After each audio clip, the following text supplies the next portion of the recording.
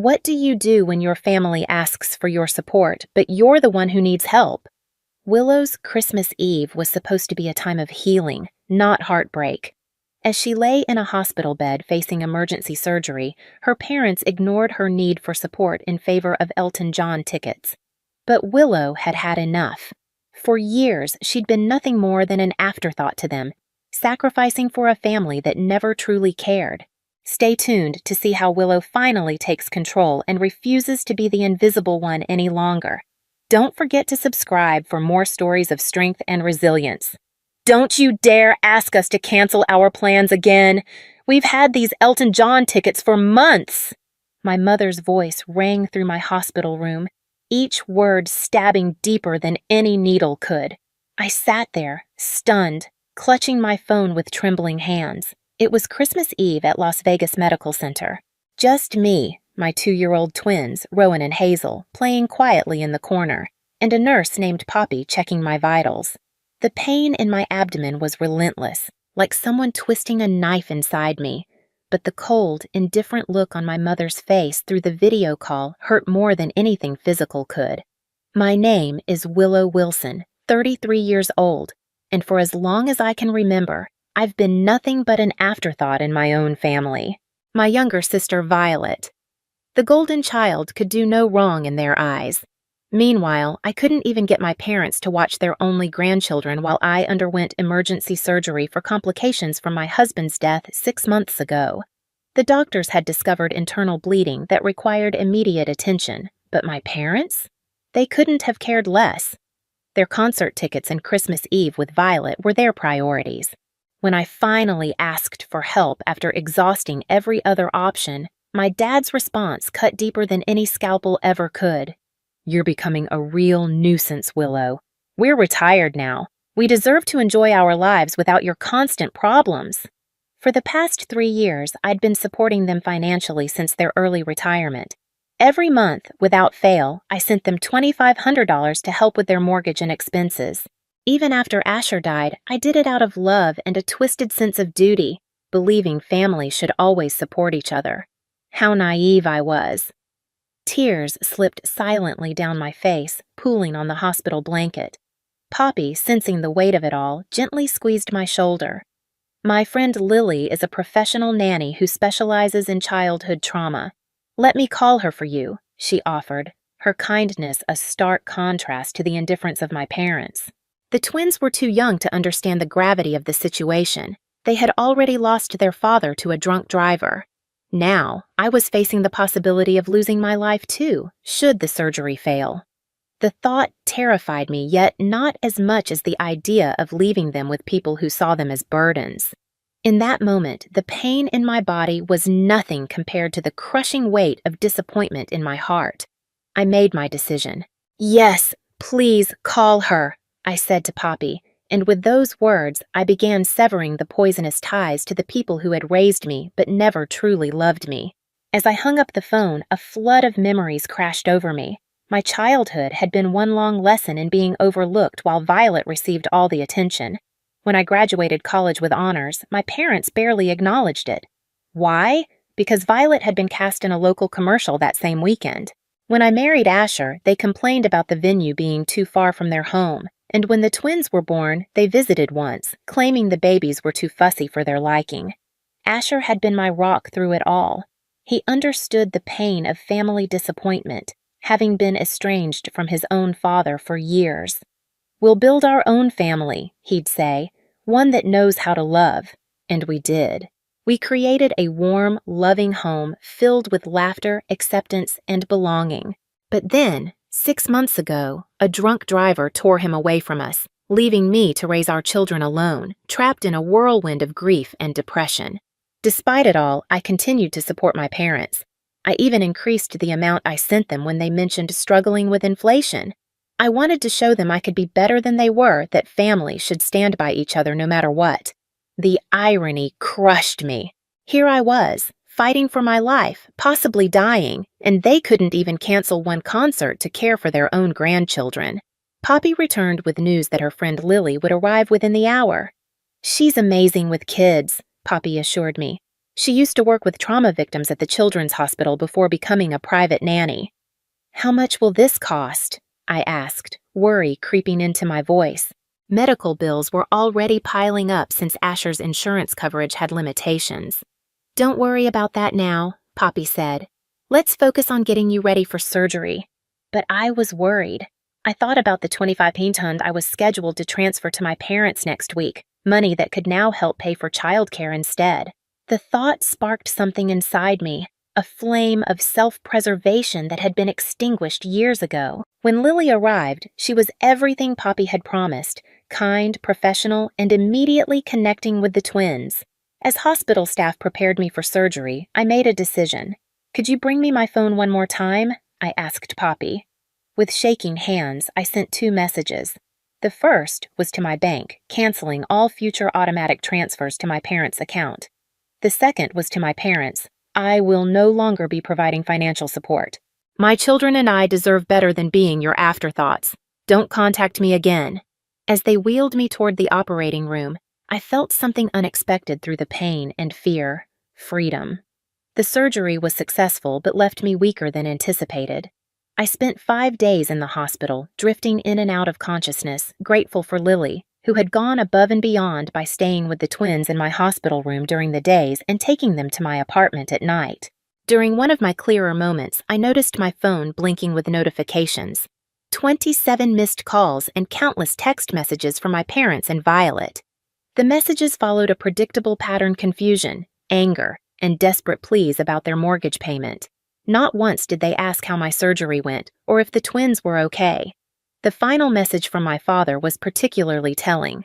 "You can't just cut us off like this. We've planned a cruise next month and the tickets are non-refundable." My sister's messages were different. She seemed genuinely confused.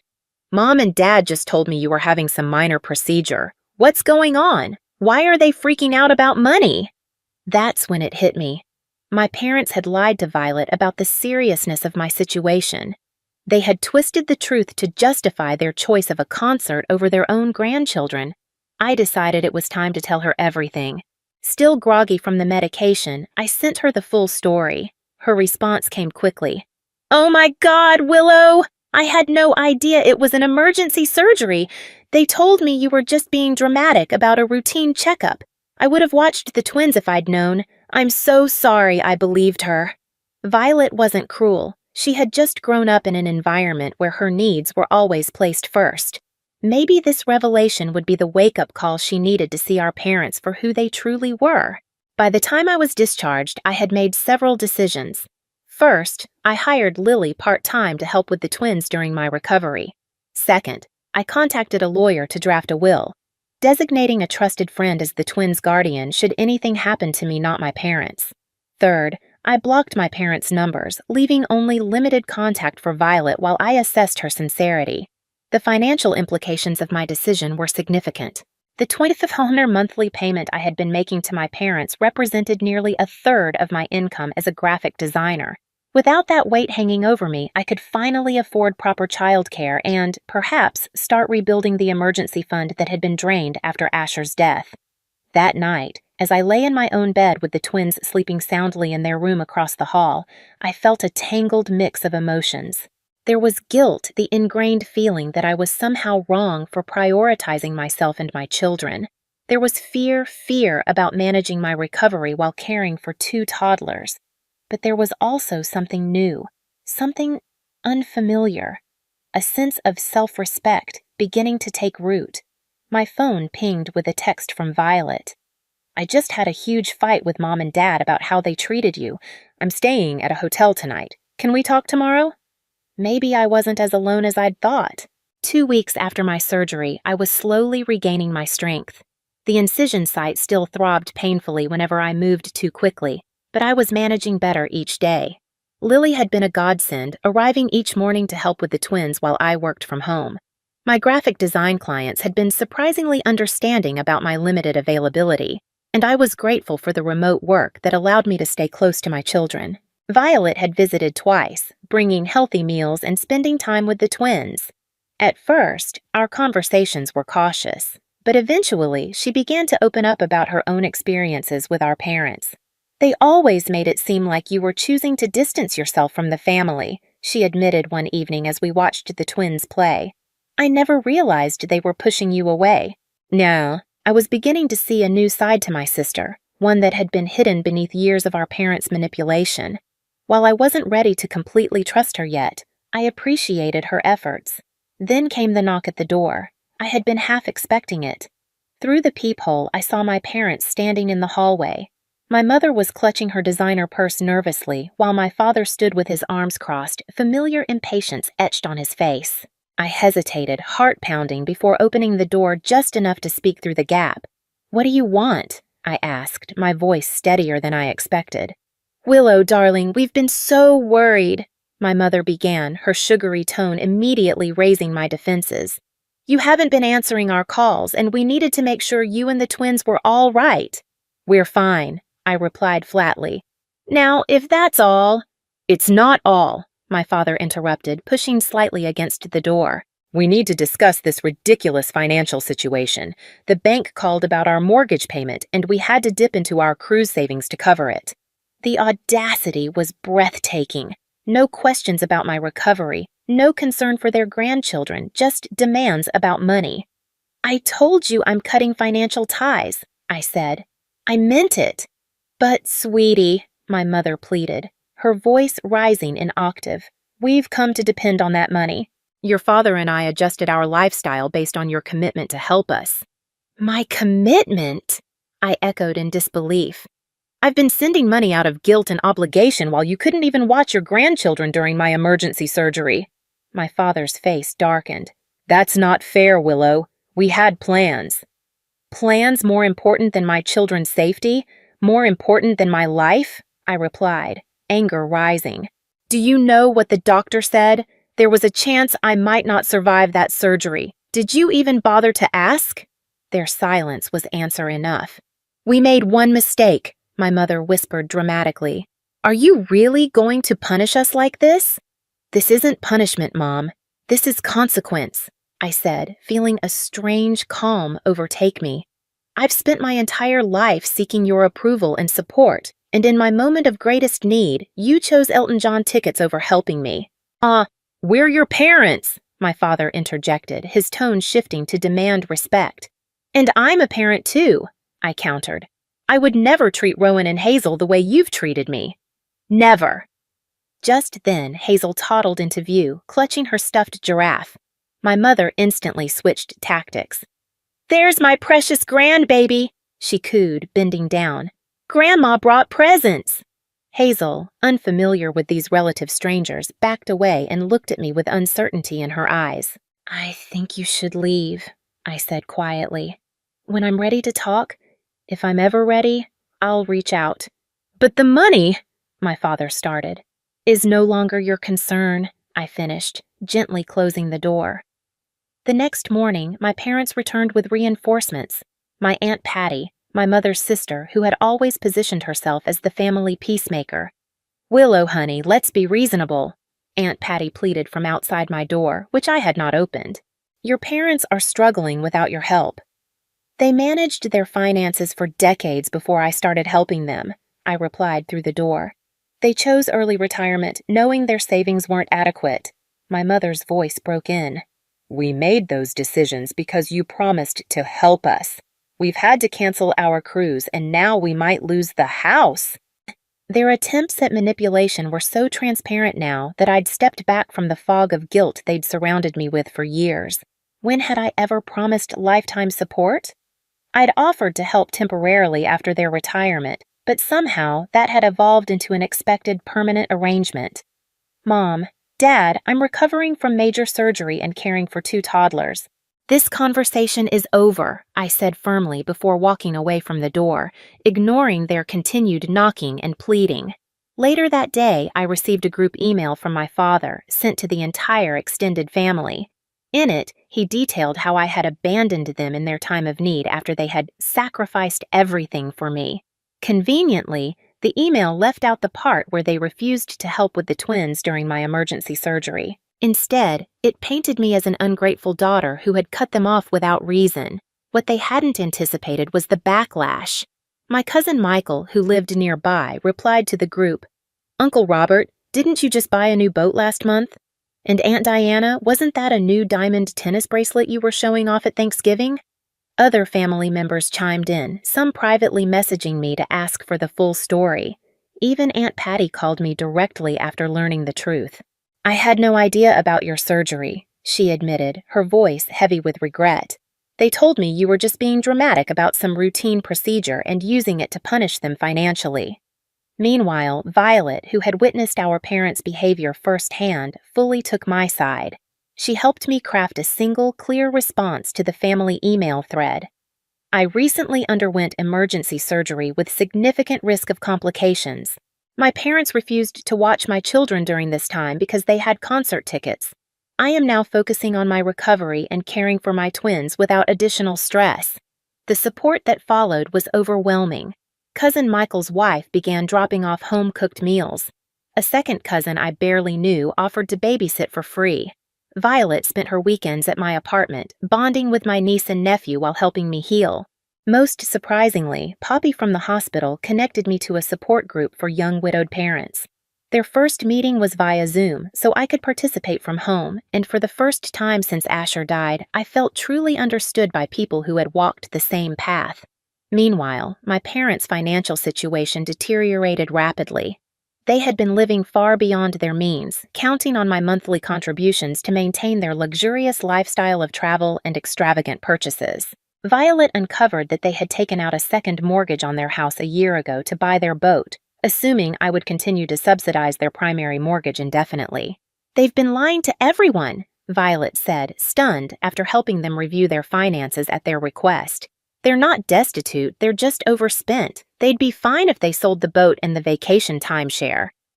Their increasingly desperate voicemails and texts continued, but with each passing day, their grip on me weakened. I was building something new, something solid from the ashes of their betrayal. I was building a genuine support network based on care and kindness, not obligation. 1 month after my surgery, a major, unexpected twist came. My parents received a foreclosure notice. Violet called me with the news, her voice a mix of concern and exasperation. "They're in complete panic mode," she explained. "The bank is giving them 60 days to catch up on payments, or they'll lose the house." "What about their retirement funds?" I asked, bouncing Hazel on my knee while Rowan napped. "Mostly depleted. They spent a chunk on that boat, then invested the rest in some scheme Dad's golf buddy recommended. They lost almost everything," Violet sighed. "I'm not saying you should help them, Willow. I just thought you should know." Later that evening, I received desperate texts from both parents, now abandoning all pretense of concern for my well-being and openly begging for money. My mother's message was particularly revealing. "We never thought you'd actually cut us off. We assumed you were just angry and would start sending money again after a week or two." Their assumption that my boundaries weren't real infuriated me. All those years of putting their needs before mine, of accepting their mistreatment, they had never respected me at all. Meanwhile, my own life was transforming in unexpected ways. The support group had become a lifeline, connecting me with other parents facing similar challenges. Through them, I met Diana, a real estate agent whose husband had died of cancer 2 years earlier, leaving her with a 3-year-old son.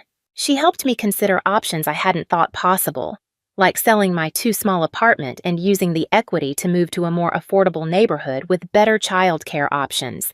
I'd also started a small side business designing memorial websites, inspired by the one I'd created for Asher. Several members of my support group had commissioned sites, and word was spreading. For the first time since becoming a widow, I felt a sense of purpose beyond mere survival. The contrast between my growth and my parents' collapse became even more apparent when they showed up unannounced at my apartment again, this time with a detailed spreadsheet of their debts. "We need $144,000 to catch up on the mortgage and avoid foreclosure," my father explained, his usual authoritative tone now tinged with desperation. I invited them in, not out of obligation, but because I was curious to hear their perspective now that they were truly facing consequences. "What about selling the boat?" I asked, gesturing for them to sit at my small dining table. "We'd take a loss," my father protested. "And the timeshare? We've tried, but the market is terrible, my mother added quickly. Besides, those are our retirement luxuries. I almost laughed at the absurdity. Luxuries you can't afford. We could afford them with your help, my father countered, his tone hardening. It's the least you could do after everything we've done for you. So, what exactly have you done for me? I asked quietly, the question hanging in the air like a challenge. The twins chose that moment to toddle into the room, Rowan clutching his favorite truck and Hazel babbling happily. My parents' expressions softened instantly. There are our precious babies, my mother cooed, reaching for Hazel, who promptly hid behind my legs. They don't know you, I stated simply. You've seen them, 3 times in their lives? You chose not to be involved. That's not fair, my father protested. We're busy people too. Too busy for your only grandchildren? Too busy to help your daughter through emergency surgery? But not too busy to ask for money? I observed. I think that says everything about your priorities. My mother's face crumpled, whether from genuine emotion or calculated manipulation. I couldn't tell anymore. Without your help, we'll lose everything, she whispered. I lost my husband, I replied, my voice steady. My children lost their father. We survived. You'll survive too. 3 months after my surgery, my parents faced the inevitable. They were forced to sell their house to avoid foreclosure. Violet kept me updated on their situation, though I maintained my distance. They had managed to find a modest condo, significantly downsizing from their 4,000-square-foot lakefront property. My father had reluctantly sold his boat at a loss, and they had finally unloaded the timeshare for a fraction of what they'd paid. They're actually blaming you for their financial problems in front of everyone, Violet informed me during one of her weekly visits. It's bizarre to watch. They tell anyone who listens that you abandoned them after promising lifelong support. Let them talk, I replied, feeling surprisingly unbothered. The truth speaks for itself. And it did. My extended family had largely rallied around me after learning the full story. Even my father's sister, who had always taken his side in family disputes, called to express her support after hearing about their refusal to help during my surgery. Meanwhile, my own situation had improved dramatically. Diana from my support group had helped me find and purchase a small 3-bedroom house in a family-friendly neighborhood. The mortgage payments were actually less than my apartment rent had been, and the twins had a backyard to play in for the first time in their lives. My side business designing memorial websites had grown enough that I could reduce my graphic design clients and focus on work that felt meaningful. Lily still helped with childcare 3 days a week, but I'd adjusted my schedule to maximize time with Rowan and Hazel. Most importantly, I'd found a community. Neighbors brought casseroles when we moved in, the support group organized playdates. Violet had become a genuine sister rather than a competitor for our parents' affection. Even Poppy from the hospital occasionally stopped by with her children. I had lost my husband and cut ties with my parents, yet somehow I felt less alone than ever before. 6 months after my surgery, I received a letter, an actual handwritten letter from my mother. I almost tossed it in the trash without a second thought, but curiosity won out. Inside, there was something I'd never expected, a genuine apology. I've had time to reflect on my behavior, she wrote. Watching you build a life without our help has forced me to confront some painful truths about myself as a mother. I was jealous of your independence, your resilience. I resented that you didn't seem to need me the way I needed my own mother. But now I see that you did need me, just not in the ways I wanted to be needed. When you asked us to care for the twins during your surgery, you were reaching out, and we failed you completely. I'm deeply sorry.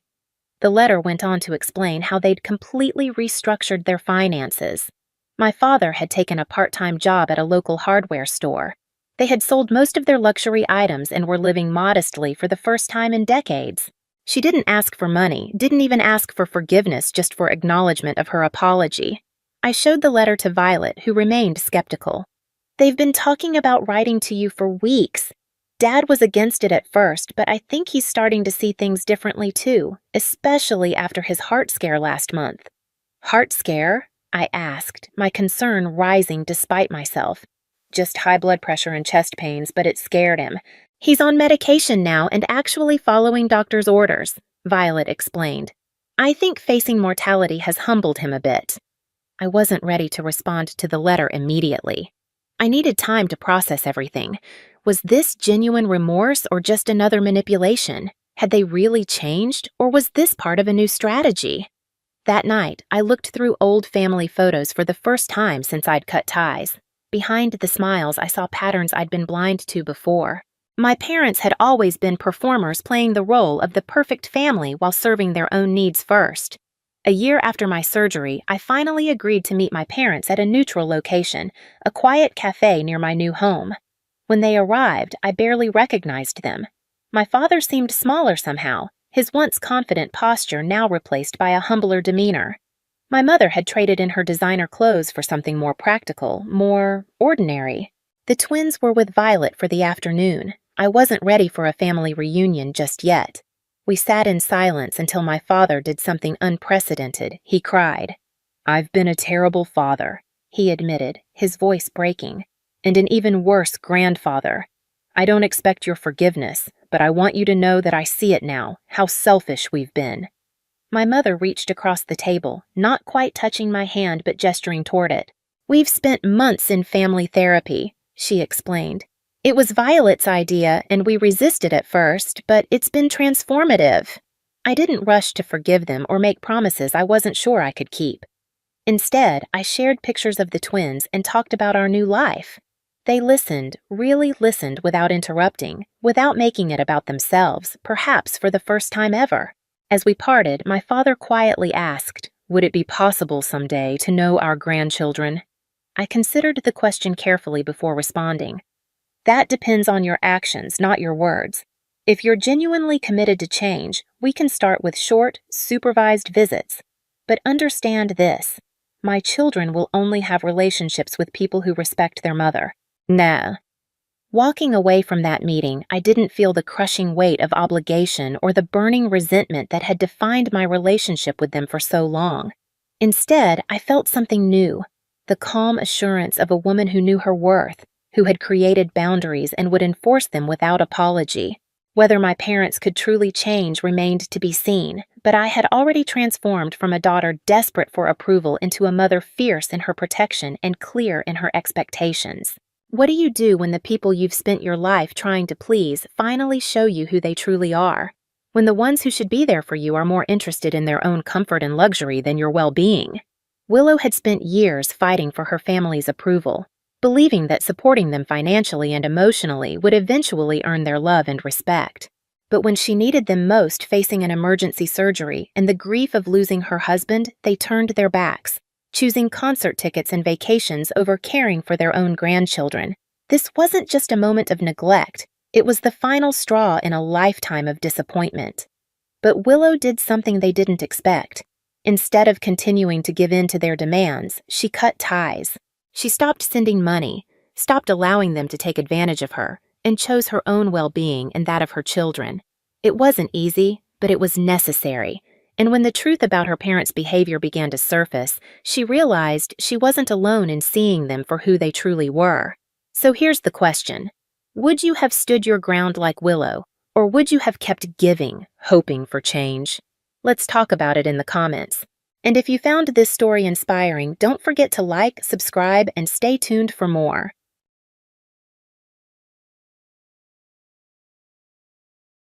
"Either you leave now, or we both leave together when I set fire to this lying hell," I said, holding up the lighter closer to Derek's prized photographs. He stared at me as sweat trickled down his forehead. "You wouldn't dare." The room felt like it would explode. Derek sat on the edge of the couch, his usually neat hair disheveled. His eyes darted from me to the flame and back. There was an urgent, almost desperate edge to his voice. "Laura, this is ridiculous. Put that down." My hand trembled, but I kept the lighter steady. "Ridiculous? You think this is ridiculous? What's ridiculous is you spending our money on someone else while claiming we're broke." He blinked rapidly, searching for the words. "What are you talking about? Where's this coming from?" "The box, Derek. The one you thought you hid so well in the closet. Receipts for gifts, dinners, everything. All for someone named Emily." For a moment, Derek was silent. His face changed, hardening in a way that poured ice into my veins. "Laura, you don't understand. There are things, it's not what you think. Using my free hand, I pulled out the receipts, throwing them at him. They fluttered down like a damning rain. Tell me, Derek, what do I not understand? Because from where I'm standing, it looks pretty clear. Derek sighed, standing and walking towards the door. For a moment, I thought he was going to leave. Look, let's talk about this rationally. No need for threats or violence. Rational? You want rational? I laughed, a harsh sound in the tense room. You've been lying to me for God knows how long, and now you want to talk? He held up his hands as if trying to calm a wild animal. Listen, we can figure this out. Put down the lighter and we can... I cut him off. Or we can what? Pretend everything's fine? Keep lying to each other. I felt my resolve waver and took a deep breath, steadying myself. No, Derek, I'm done pretending. His cool demeanor cracked for a second, showing just a hint of fear. Fine, you're right, I messed up, but can we please talk about this? I lowered the lighter slightly but kept my eyes locked onto his. Talk? Yeah, we'll talk, but not here, not now. Derek took a step forward, cautiously. What do you want, Laura? This is getting out of hand. I turned and grabbed my bag, stuffing it with whatever important documents I had tucked away. I want out. For good. And you're going to let me go without a fight. He moved closer, standing just a few feet away. And if I don't, I met his gaze, unblinking, then you'll wish you never met me. There was a silence, thick with unspoken threats and broken promises. Derek exhaled and looked away, defeated. Fine. Just put the lighter down. We'll talk. I didn't trust the softness in his voice, but I nodded and put the lighter in my pocket. Okay, but remember, Derek, I've got proof. Proof of everything. Don't test me. His shoulders slumped, and for a moment I saw the man I once loved buried under layers of deceit and betrayal. I wouldn't dare. Without another word, I walked out of the room, leaving behind the shattered pieces of a life I once thought was perfect. As I stepped into the cool night air, I felt the weight of freeing myself and the immense challenge ahead, but one thing was certain, I wasn't going to back down. Not now. Not ever. As I left the house, the cold air hit me, snapping me into reality. I got into my car and drove aimlessly for a bit, my mind swirling with thoughts of betrayal and anger. I remembered how things used to be, how Derek used to make me laugh, how we used to plan our future together. It felt like a different lifetime. It was late when I pulled up to Sophia's house. I almost didn't want to disrupt her family, but I had no other place to go. I knocked softly, and moments later, Sophia opened the door, her eyes widening in surprise. "Laura, what are you doing here?" she asked, concern etched on her face. "I need to talk. Can I come in?" I replied, my voice barely above a whisper. She stepped aside, letting me in. We sat on her couch with the soft hum of the baby monitor in the background. I told her everything, from the hidden receipts to confronting Derek. Her face grew angrier with each detail. "That jerk! I can't believe he did this to you. How long has this been going on?" Sophia's eyes were blazing with protectiveness. "A year, maybe more," I said, feeling the weight of the betrayal more heavily now. "And I think it's been going on since a year into our marriage." Sophia clenched her fists. "You need to get evidence, solid proof. Have you checked his phone, emails, anything?" I sighed.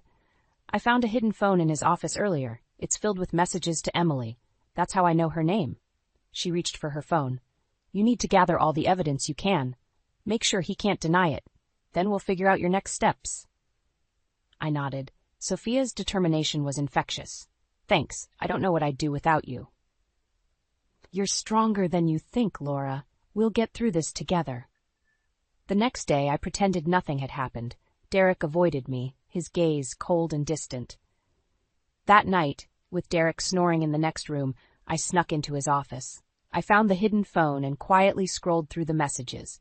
They were worse than I'd imagined: romantic getaways, expensive dinners, even plans for a future together. My blood boiled. One message caught my eye. "Can't wait to see you tomorrow at the usual place. XO Emily." I decided to follow him. The next day, I watched him drive to a fancy restaurant, meeting a younger woman, Emily. I took countless pictures through the window, each click of the camera deepening my resolve. Later, I sat in my car, the weight of my findings settling over me. I couldn't confront him now. Not yet. There was still more to uncover. Days passed, and Derek continued his deceitful routine, blissfully unaware of my silent pursuit. I documented everything. gathering enough evidence to topple his world. One night, as Derek went out again, I sat across from Sophia with all my gathered evidence spread out before us. "This is it," I said, my voice firm. "I've got enough proof now." Sophia looked at me, admiration in her eyes. "So what's your plan?" I took a deep breath, feeling the cold sting of determination. "First, I need a lawyer. Someone who can guide me through this mess without Derek suspecting. I won't go down without a fight." Sophia nodded. "I know someone, David. He's tough and discreet. He'll help you." I leaned back, exhaustion mingling with relief. "Thanks, I'm ready to fight back now." As I left her house that night, I promised myself I wouldn't let Derek's betrayal define me. This was just the beginning of my journey to reclaim my life. No more living in the shadows of lies. It was time to take control. David was the perfect choice. When Sophia introduced us, he got straight to the point. "So tell me everything, Laura. Leave no detail out," he said, sitting across from me in his cramped office. We spent hours going through every piece of evidence I had gathered. He nodded approvingly as I laid out the photos, messages, and receipts. "Good job documenting everything. This will be crucial," David said, shuffling the papers. "But we need more than just proof of his affair. We need to expose his financial abuses, too." I took a deep breath. "I've been looking into our finances. Derek has been hiding debt, spending money recklessly while keeping me in the dark. I've been the main financial supporter without even realizing it." David frowned. "And you've sacrificed your own career goals for his, right?" I nodded, memories of missed opportunities and neglected dreams flashing through my mind. "Yes." I put everything on hold for him, believing his promises. David looked grim. "We need bank statements and any financial records you can find. He can't deny hard evidence." That night, while Derek was asleep, I tiptoed to his office. I rummaged through his desk drawers, finally finding a locked box. Using the key I had swiped earlier, I opened it to find stacks of bills, credit statements, and loan forms. My heart sank as I realized just how deep Derek's financial mess went. The next day, I handed everything over to David. He sorted through the documents, shaking his head. "This is going to demolish him, exactly what we need." At home, Derek became more distant and dismissive. One evening, I ventured to talk about our financial situation. "Derek, we need to talk about our money issues. Things don't add up," I said calmly. He glared at me, annoyed. "I handle the finances, Laura. Just focus on your work, all right?" I stared at him, anger bubbling just below the surface. "I think I have a right to know, considering my income basically funds everything." His eyes flashed with irritation. "God, Laura, must you always question everything? Leave it alone." I clenched my fists under the table. "If you'd been honest, I wouldn't have to." The argument ended with Derek storming out, leaving me feeling both angry and justified. This only strengthened my resolve to bring everything to light. A week later, David found me taking a break from work. "You've done well, Laura. We're ready to confront him. My suggestion, tomorrow." I felt a surge of determination. "Fine, let's do it."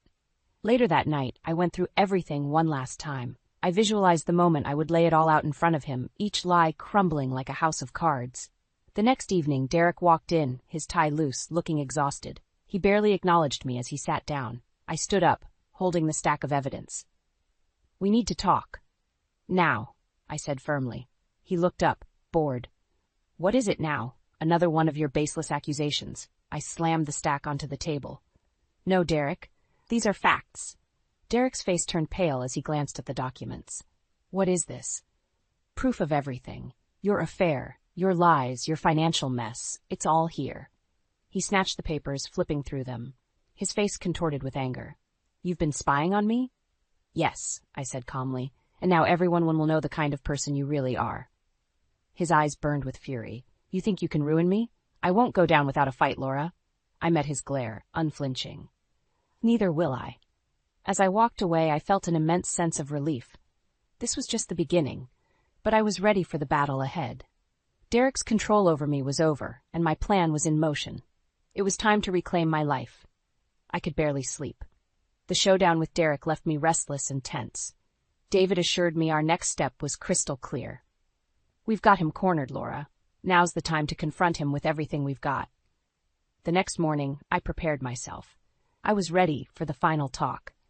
When Derek came home that evening, the tension between us was electric. He knew something was off. "Laura, what's with the cold shoulder? We need to clear the air," he said, trying to sound reasonable. But I saw through him.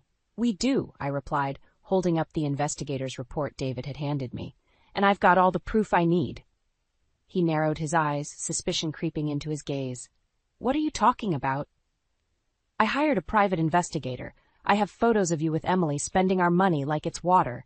And there's more, details on your financial irresponsibility," I said, keeping my voice even though my heart was pounding. Derek's face twisted with anger and disbelief. "You had no right to do that." "I had every right," I shot back. "You've been lying and cheating for years. This is your mess, Derek, not mine." He lunged forward, grabbing the report from my hands and slamming it on the table. "You think this will destroy me? Think again, Laura." I stood my ground. "This is your doing. You broke us. I'm just making sure you can't deny it." His eyes turned cold. "You want to leave? Fine, but you won't get a penny from me." I laughed, a hollow sound in the stifling room. "You really think you can bully me into staying? I've already taken steps to secure what's mine." He sneered. "You think you're so clever, but you're just playing a dangerous game." "Maybe," I said, grabbing my bag, "but I'm done being afraid of you." I turned to leave, but Derek grabbed my arm. "This isn't over, Laura. You can't just walk away from everything." I pulled free and faced him. "Watch me," I replied, venom in every word. I walked out, slamming the door behind me. Outside, the cool air felt like freedom. I drove to David's office, where we finalized the plan. I outlined every detail with a steady hand, making sure each move was calculated to perfection. "We're in this together, Laura," David said, his tone reassuring. "You're doing the right thing." The next day, I started extracting my money from our joint accounts. I set up separate accounts in my name, ensuring Derek couldn't touch a dime. Over the next few days, I discreetly moved the majority of our savings. Derek started to sense something was up. He became more demanding, checking our accounts, questioning me constantly. But I stayed calm, playing along. "The money's safe, Derek. You need to trust me," I would say, my face betraying nothing. Finally, the day came when the balance tipped in my favor. With the help of David and Sophia, I had everything I needed. I was financially independent, and Derek had no idea how close he was to losing everything. I called a meeting with Derek, Sophia, and David present. Derek strutted in, confidence masking his unease. "What's this about?" I laid out the accounts, the statements, every transaction he thought he'd hidden.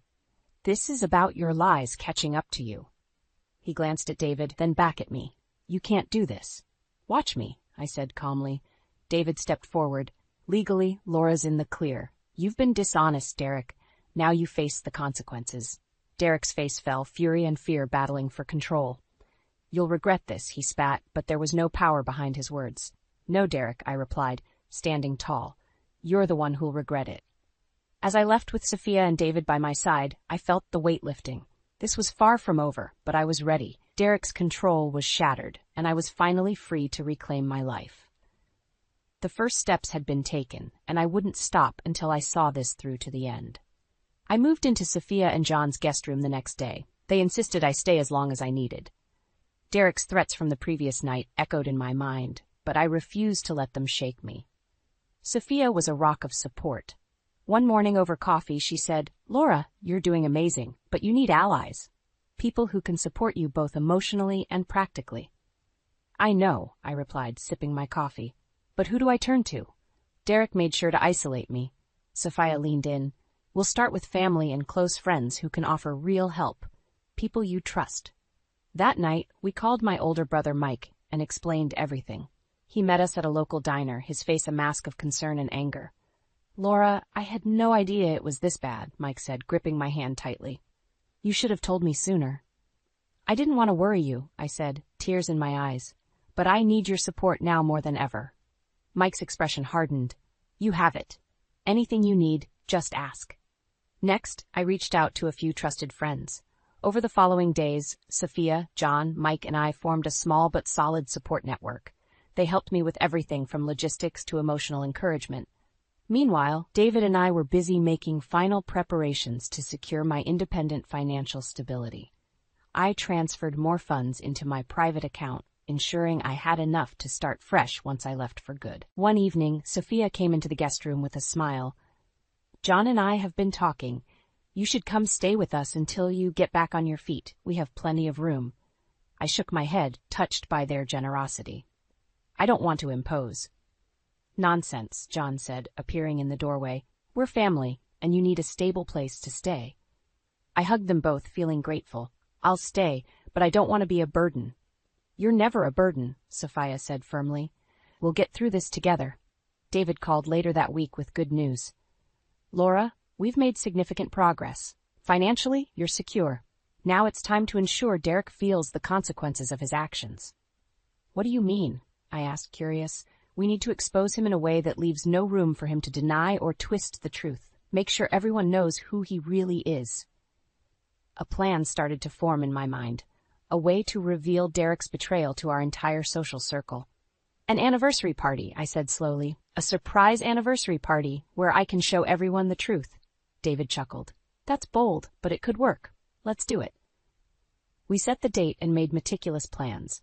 Invitations went out secretly, and on the night of the party, Sophia and John helped me set everything up at their place. The house was filled with friends, family, and Derek's colleagues. Derek arrived, surprised and pleased by the unexpected celebration. He glanced around, probably thinking he had managed to win me back without even trying. He gave his usual charming smile, oblivious to the storm about to hit. As the night went on, I excused myself to prepare the final pièce de résistance to the visitor. With everyone gathered in the living room, I stood up, holding a glass of wine. "Thank you all for coming to celebrate," I began, my voice steady. "Derek and I owe you an honest look at our relationship." Derek looked confused, but he didn't suspect anything yet. I clicked a remote, and the slideshow began. Images and messages flashed across the screen, detailing his affair and financial deception.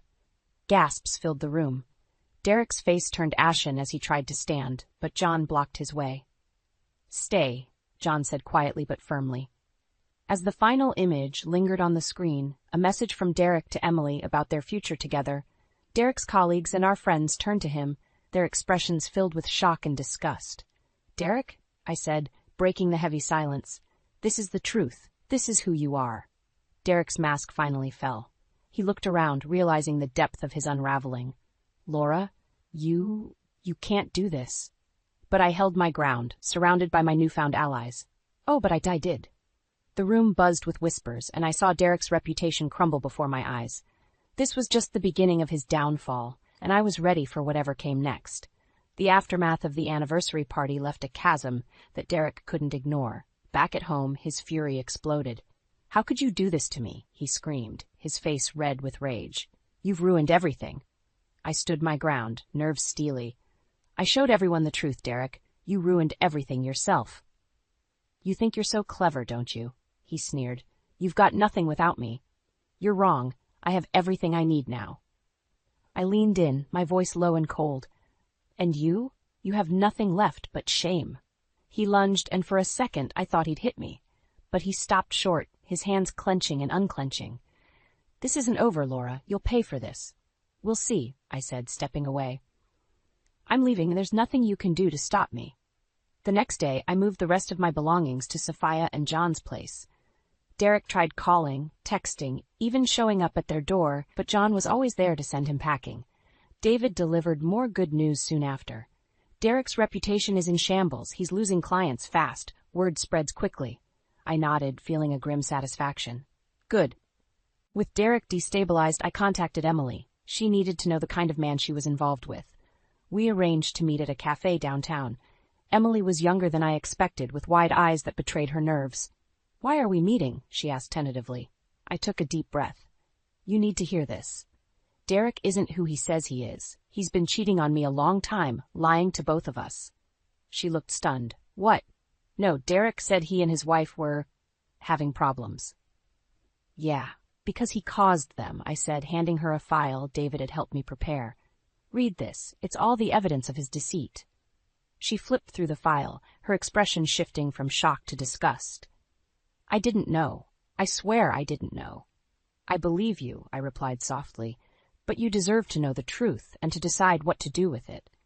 Emily looked up, tears in her eyes. Thank you for telling me. I need to cut ties with him. Be careful, I warned. Derek's not just a cheater. He's dangerous when cornered. Emily nodded. I'll end it. Thanks for opening my eyes. Days later, as I began rebuilding my life, word came that Emily had left Derek. Derek's spiral deepened. No girlfriend, no reputation, no support. David's updates confirmed Derek's decline, each piece of news like a weight lifting off my shoulders. One afternoon, I met with David and Sophia. What's next? I asked. David smiled. You've done more than enough damage. Now, it's about securing your future. Sophia leaned in, her gaze intent. You need to move out of the shadow of this mess. Start fresh. I nodded, determination burning in my chest. I'm ready. The next day, I began packing my things, preparing to move into a small, cozy apartment I had secured. It was a new start, a space that was mine alone. Derek tried reaching out once more, showing up at the apartment just as I was unpacking. Laura, please, let's talk, he pleaded, looking broken.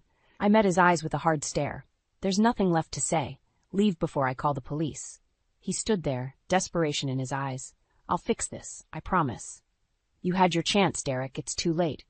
He left, shoulders slumped, the full impact of his downfall finally sinking in. Watching him walk away, I felt a strange mixture of sadness and triumph. As I settled into my new place, I focused on my future. I reconnected with my passions, old friends, and embraced the solitude.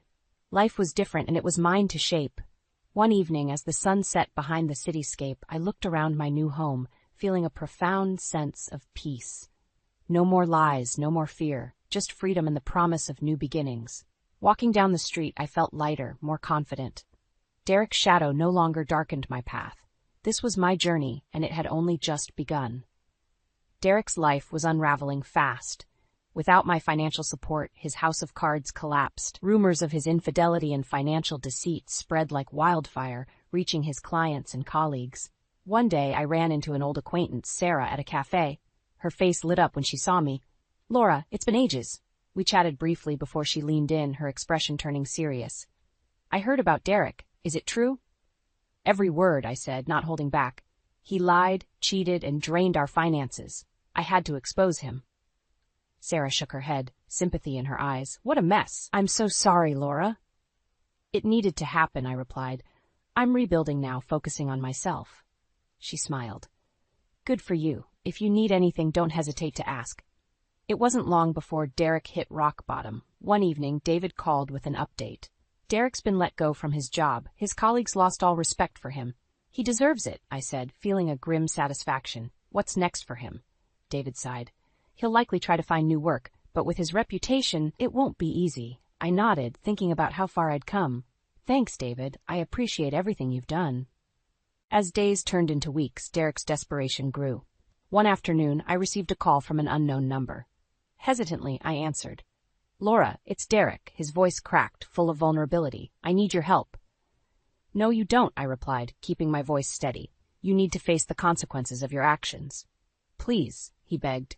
I've lost everything. I can't do this alone. You did this to yourself, Derek, I said firmly. Goodbye. With a click, I ended the call. I felt a mixture of pity and relief. Derek had to learn the hard way that actions have consequences. Emily reached out to me as well, saying she had cut all ties with Derek. I'm so sorry for being part of this, she said softly. I didn't know. It's not your fault, I reassured her. Derek was the manipulator. You deserve better. She thanked me, and we parted ways, both of us seeking new beginnings. As for me, I threw myself into my work and hobbies. I reconnected with old friends, spending weekends exploring the city and enjoying simple pleasures. Life felt lighter, freer. One evening, I hosted a small dinner party at my new apartment. Sophia, John, Mike, and even David came. The air was filled with laughter and warmth, a stark contrast to the tension and deceit I had lived with. Sophia raised her glass. To Laura for her strength and courage. May this be the beginning of a beautiful journey. We all clinked our glasses, and I felt a surge of gratitude. These people, my true family, had stood by me through the toughest times. As the party wound down, David pulled me aside. You've done something incredible, Laura. You've taken back your life. I couldn't have done it without all of you, I said, glancing around the room at my loved ones. Thank you. He smiled. Here's to moving forward then. In the days that followed, I saw Derek once more. He was a shadow of his former self. Sitting alone in a cafe, staring blankly at a cup of coffee. Part of me wanted to offer solace, but I knew it wasn't my place. Instead, I walked past, my head held high. This was my story now, free from his toxic influence. With renewed strength and an open heart, I embraced my independence. Each step I took was a reminder of my journey, from betrayal to empowerment. Life was mine to shape, and I was determined to make every moment count. I had faced darkness and emerged stronger, ready to build a future filled with light and possibility. As I continued on my path, I knew one thing for sure. I was unstoppable. Moving into my new, cozy apartment felt like stepping into a fresh chapter of my life. I decorated it with pieces that reflected my taste, each detail carefully selected. A sense of peace settled in, a stark contrast to the chaos that had dominated my world. One morning, while brewing coffee, my phone buzzed. It was a text from an old friend, Rachel. "Hey, Laura, just heard about everything. Can we catch up? Lunch?" I smiled, glad for the reconnection. "Sounds great. Let's meet at the bistro by the park." At lunch, Rachel listened intently as I recounted the betrayal and the fallout. Her eyes widened in disbelief. "Wow, Laura, that's intense. How did you manage?" "With a lot of help. My friends and family were my support system," I replied, warmth flooding my chest as I thought of them. "And now, I'm just focusing on living the life I want." Rachel grinned. "Good for you. You always had a fire in you." Reconnecting with old friends became a regular part of my routine. Each meeting brought laughter, memories, and a sense of healing. I was rebuilding, piece by piece. One day I received a call from an unfamiliar number. "Hello? Laura, it's Emily." "Emily, is everything all right?" I asked, surprised. She took a deep breath. "I just wanted to say thank you, Senior, for showing me the truth about Derek. It was hard, but I've moved on, started a new job, meeting new people." "That's wonderful to hear, Emily. You deserve happiness." "You too, Laura. Take care," she said before hanging up. Hearing Emily's progress felt like another weight lifted. The threads of Derek's deceit were finally unwinding, freeing us both. My freelance web development business began to flourish. I took on projects that excited me, each one a step toward professional fulfillment. The freedom to choose made all the difference. One afternoon, as I was finalizing a project, there was a knock on the door. It was David, holding a bottle of wine. "Thought we'd celebrate your newfound independence," he said with a smile. We sat on the balcony, the city skyline glowing as the sun set. "So, Laura, how does it feel to be here after everything?" I sipped my wine, feeling the cool breeze. "It feels freeing. I didn't realize how much weight I was carrying until it was gone." David nodded. "You've come a long way. What's next for you?" "I'm focusing on me now, my work, my passions, maybe even travel once things settle." He raised his glass. "Here's to new beginnings." "To new beginnings," I echoed, clinking my glass with his. As the months passed, I explored old interests and discovered new ones. I took up painting, joined a book club, and even tried my hand at cooking exotic recipes. Life was full, vibrant. One evening, while shopping for groceries, I bumped into an old colleague, Marcus. We chatted briefly, catching up on life. He mentioned a new tech startup looking for experienced developers. "You'd be perfect for it, Laura. Interested?" I smiled, feeling a spark of excitement. "Send me the details. I'd love to know more." Opportunities seemed to unfold naturally, reflecting my new mindset. I was no longer bound by fear or betrayal. I was free to chase my passions and dreams. Sophia and John remained close, often hosting dinner parties that filled my weekends with joy and laughter. One evening, as we sat around their dining table, Sophia leaned over and whispered, "I'm proud of you, Laura. You've rebuilt yourself from the ground up." "Thank you," I replied, feeling a swell of gratitude. "I couldn't have done it without you all." Walking home that night, I felt a deep sense of contentment. The streets were quiet, the city lights casting a warm glow. I had taken back my life, turned pain into strength, and embraced a future full of possibilities. As I stepped into my apartment, I looked around, smiling. This was my sanctuary, a symbol of my resilience. My journey had been tumultuous, but it led me here, to a place of peace and empowerment. This was my life now, authentic, self-defined, and filled with hope. I walked confidently into the future, knowing I was unstoppable.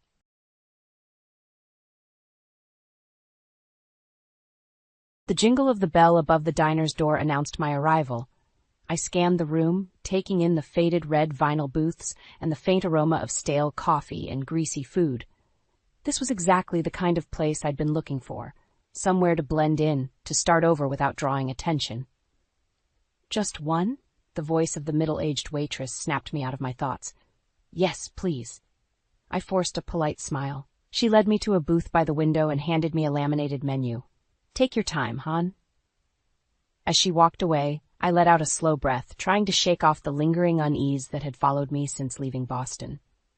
This was a fresh start, a chance to leave the past behind. I had to make it work. The bell jingled again, and a man strode in, his confident gait instantly commanding attention. He caught my eye and flashed a smile that made my heart skip a beat. There was something disarmingly familiar about him, like a memory I couldn't quite place. "A new face in town, huh?" he remarked casually, sliding into the booth across from me. I tensed, my guard immediately rising. "Yeah, just moved here," I replied, forcing another smile. "What gave it away?" He chuckled softly, his piercing blue eyes studying me intently. "Oh, just a hunch. Small towns don't get many newcomers." "So, what's your name?" he asked, extending a hand. I hesitated for a moment before taking it. "Alice," I said reluctantly. "Alice Grant." "James," he nodded, a grin spreading across his face. "James Rivers." His grip lingered a beat too long, and I couldn't shake the feeling that he knew more about me than he let on. I pulled my hand back, suddenly regretting my decision to come here. "So, Alice," James leaned back, his gaze never wavering, "what brings you to our little slice of paradise?" I swallowed hard, struggling to maintain my composure. "Just needed a change of scenery," I replied, trying to sound casual. "Ah, I see." He nodded slowly, his expression unreadable. "Well, let me be the first to welcome you. I have a feeling we're going to get to know each other real well." As he stood and walked away, I couldn't help but wonder what exactly he meant by that, and more importantly, how much did he already know about the life I was so desperate to leave behind. The next few weeks passed in a blur as I settled into my new life in the small town. I found a job at a local bookstore, relishing the peace and quiet it offered.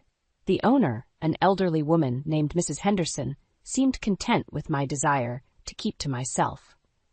"You've got a real gentle way about you, dear," she remarked one afternoon as we restocked the shelves. "Not like most of the young folks these days." I smiled politely, grateful for her kindness but wary of getting too close. The last thing I needed was to let anyone in, to risk them uncovering the truth about my past. As the days went by, I couldn't shake the feeling that I was being watched. Every time I stepped out of my apartment, I half expected to see that familiar smirk, those piercing blue eyes studying me from a distance. James Rivers. Our encounter at the diner had left me deeply unsettled, and the fact that I hadn't seen him since only amplified my paranoia. Was he watching me, waiting for the right moment to make his move? Or was I just being paranoid, my past trauma clouding my judgment? One crisp autumn evening, as I was closing up the bookstore, the bell above the door jingled, and there he stood, hands in his pockets, that infuriatingly casual smile plastered across his face. "Well, well, if it isn't the mysterious Miss Grant," he drawled, sauntering toward me. "Working hard, I see." I tensed, my fingers tightening around the stack of books I was holding. "What do you want, James?" He held up his hands in mock surrender. "Easy there. No need to get defensive. I'm just making conversation." "Well, I'm not really in the mood for conversation," I snapped, brushing past him toward the front counter. He followed close behind, his footsteps echoing in the empty store. "You know, you've been awfully hard to track down these past few weeks." I froze, my heart pounding in my chest. "Track down? What are you talking about?" James leaned against the counter, his gaze boring into me. "Oh, come on, Alice. You didn't really think you could just disappear, did you?"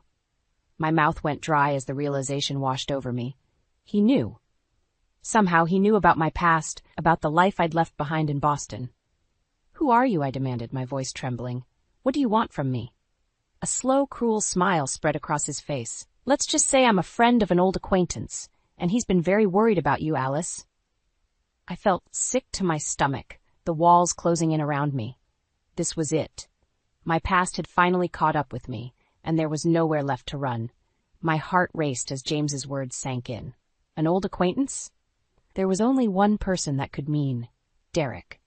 my manipulative, controlling ex-husband who had made my life a living hell back in Boston. "You're working for Derek, aren't you?" I demanded, clenching my fists to hide the tremors running through my hands. James simply shrugged, that infuriating smirk never leaving his face. The man has deep pockets, and he's willing to pay handsomely to get what he wants. "And what exactly does he want?" I spat, feeling a surge of defiance rise within me. "Well, that should be obvious." James leaned in closer, his voice low and menacing. "He wants you back, Alice, and he's not going to stop until he gets what he wants." A chill ran down my spine at the implication behind his words. Derek had always been possessive, convinced that I belonged to him, that he could control every aspect of my life. The thought of being dragged back into that nightmare was almost too much to bear. "Tell him he can go to hell," I growled, standing my ground. "I'm not going anywhere with him or his lackeys." James's eyes narrowed, and for a moment I saw a flicker of something else behind that casual facade. Anger, maybe even a hint of admiration. "You've got spirit, I'll give you that," he conceded. "But you're playing a dangerous game here, Alice." He reached into his jacket pocket and pulled out a manila envelope, tossing it onto the counter between us. "Derek wanted me to give you these. Said you might need some convincing." With trembling hands, I opened the envelope and felt the blood drain from my face. Inside were a stack of photos, candid shots of me going about my daily life here in this small town, shopping at the grocery store, walking to work, even standing outside my apartment building. Derek had been watching me, tracking my every move. "He's not going to stop, Alice," James said, his voice taking on a softer tone. "He's obsessed with you, and he's got the money and resources to make life very difficult for you if you don't cooperate." I looked up at him, my eyes brimming with tears of frustration and anger. "So, what? I'm just supposed to give in? Let him control me again?" James held my gaze for a long moment, and I could have sworn I saw a flicker of something else in his eyes. Sympathy, maybe? "Look, I'm just the messenger here," he said finally. "But if I were you, I'd think long and hard about what's really important. Because Derek Wallace doesn't take no for an answer." With that, he turned and walked out of the bookstore, leaving me alone with the weight of his words and the sickening realization that my past had finally caught up with me.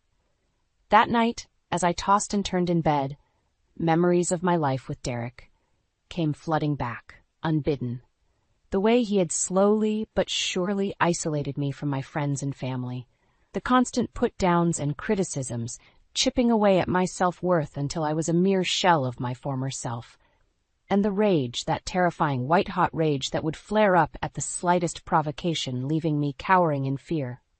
It had started out so innocently, like it so often does. Derek was charming and attentive, sweeping me off my feet with grand gestures and lavish gifts.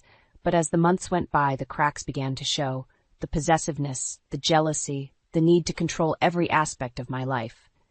"You're mine, Alice," he would growl, his grip tightening around my wrist until I winced in pain. "Don't you ever forget that." And I didn't. How could I, when every day was a constant reminder of the power he held over me? The threats, the intimidation tactics, the promises of what he would do if I ever tried to leave. But one night, after a particularly brutal outburst that left me bruised and broken, something inside me finally snapped. I couldn't live like this anymore, constantly walking on eggshells, fearing for my safety and my sanity. So I ran. I packed a bag and slipped out in the middle of the night, leaving behind the luxurious prison Derek had built for me. It wasn't easy. He had eyes and ears everywhere, people loyal to him and the wealth he commanded. But I was determined to start over, to build a life for myself far away from his reach. And for a few blissful weeks, I thought I had succeeded. I found a job, a place to live, and started to piece together the shattered fragments of my life. But then James showed up, shattering the fragile illusion of safety I had constructed. As the sun peeked through my bedroom curtains, I made a decision.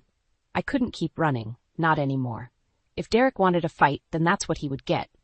I would stand my ground and face him head-on, no matter the cost.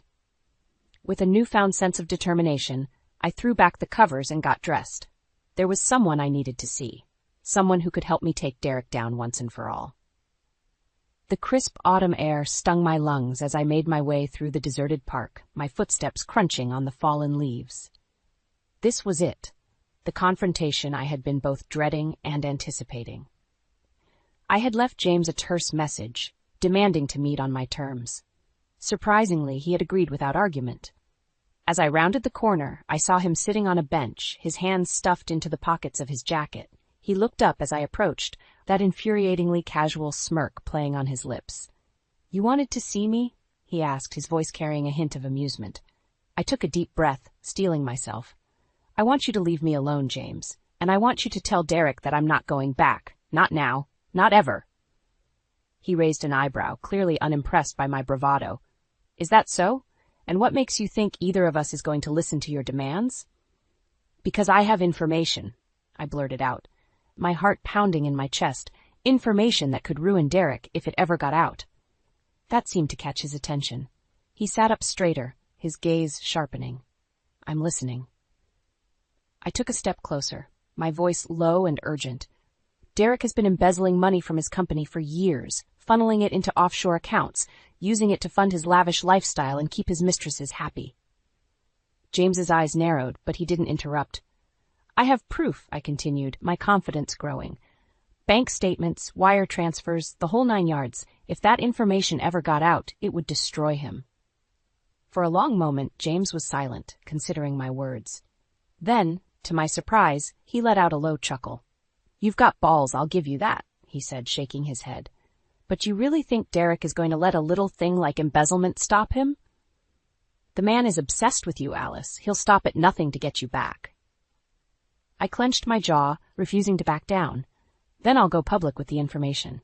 Let the world see the kind of man he really is." James leaned back, studying me with a newfound curiosity.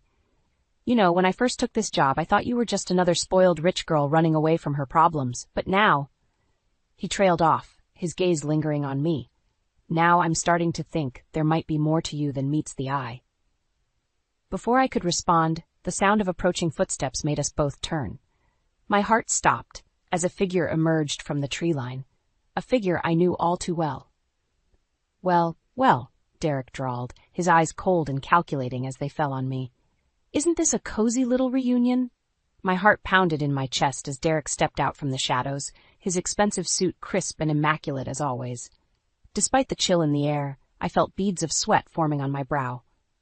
"What are you doing here?" I demanded, my voice shakier than I would have liked.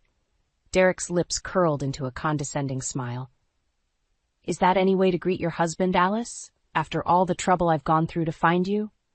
I flinched at the word husband, a bitter reminder of the chains I had so desperately tried to break free from. "We're not married anymore, Derek," I spat. "Not after what you did."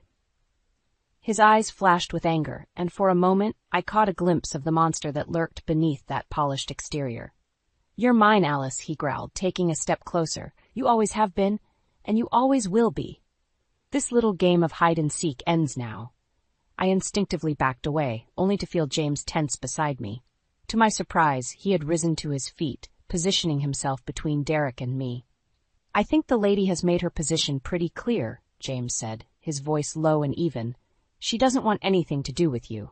Derek's gaze flickered to James, and a cruel smile spread across his face. "Ah, yes, the hired help. Tell me, how much is my dear wife paying you to play the knight in shining armor?" James didn't rise to the bait. "This has nothing to do with money. Alice is her own person, and she has the right to make her own choices." For a long moment, the two men stared each other down, the tension thick enough to cut with a knife. Then, to my astonishment, Derek threw back his head and laughed, a cold, mirthless sound that sent shivers down my spine. "You really have no idea who you're dealing with, do you?" he sneered, turning his icy glare back to me. "Alice belongs to me, and I'll do whatever it takes to get her back." With a sinking feeling in the pit of my stomach, I realized what he was implying. Derek always had an ace up his sleeve, some leverage or damaging secret he could use to bend people to his will. "What is it this time, Derek?" I asked, my voice barely above a whisper. "What twisted game are you playing?" His smile was chilling. "Let's just say I have a little something that could make your life very, very difficult if you don't cooperate." He paused, letting the threat hang in the air. "But we can discuss that later. For now, I think it's time we went home, don't you?" I opened my mouth to protest, but the words died on my lips as Derek's hand moved ever so slightly, and I caught a glimpse of something metallic peeking out from beneath his jacket. A gun. The world seemed to slow to a crawl as Derek's hand moved towards the gun tucked into his waistband. My heart hammered in my chest, every instinct screaming at me to run, to get as far away from this man as possible. But before either of us could react, James was on him, grabbing Derek's wrist and twisting it behind his back with a sickening crack. The gun clattered to the ground as Derek let out a howl of pain. "You son of a bitch," he spat, struggling against James's iron grip. "Do you have any idea who you're dealing with?" "I'm dealing with a coward who threatens women with guns," James growled, his face contorted with fury. "A pathetic excuse for a man." With his free hand, Derek reached into his jacket, no doubt going for another weapon. But James was faster, delivering a vicious blow to Derek's midsection that doubled him over, wheezing. "Alice, run," James barked, his attention momentarily diverted. It was all the opening Derek needed.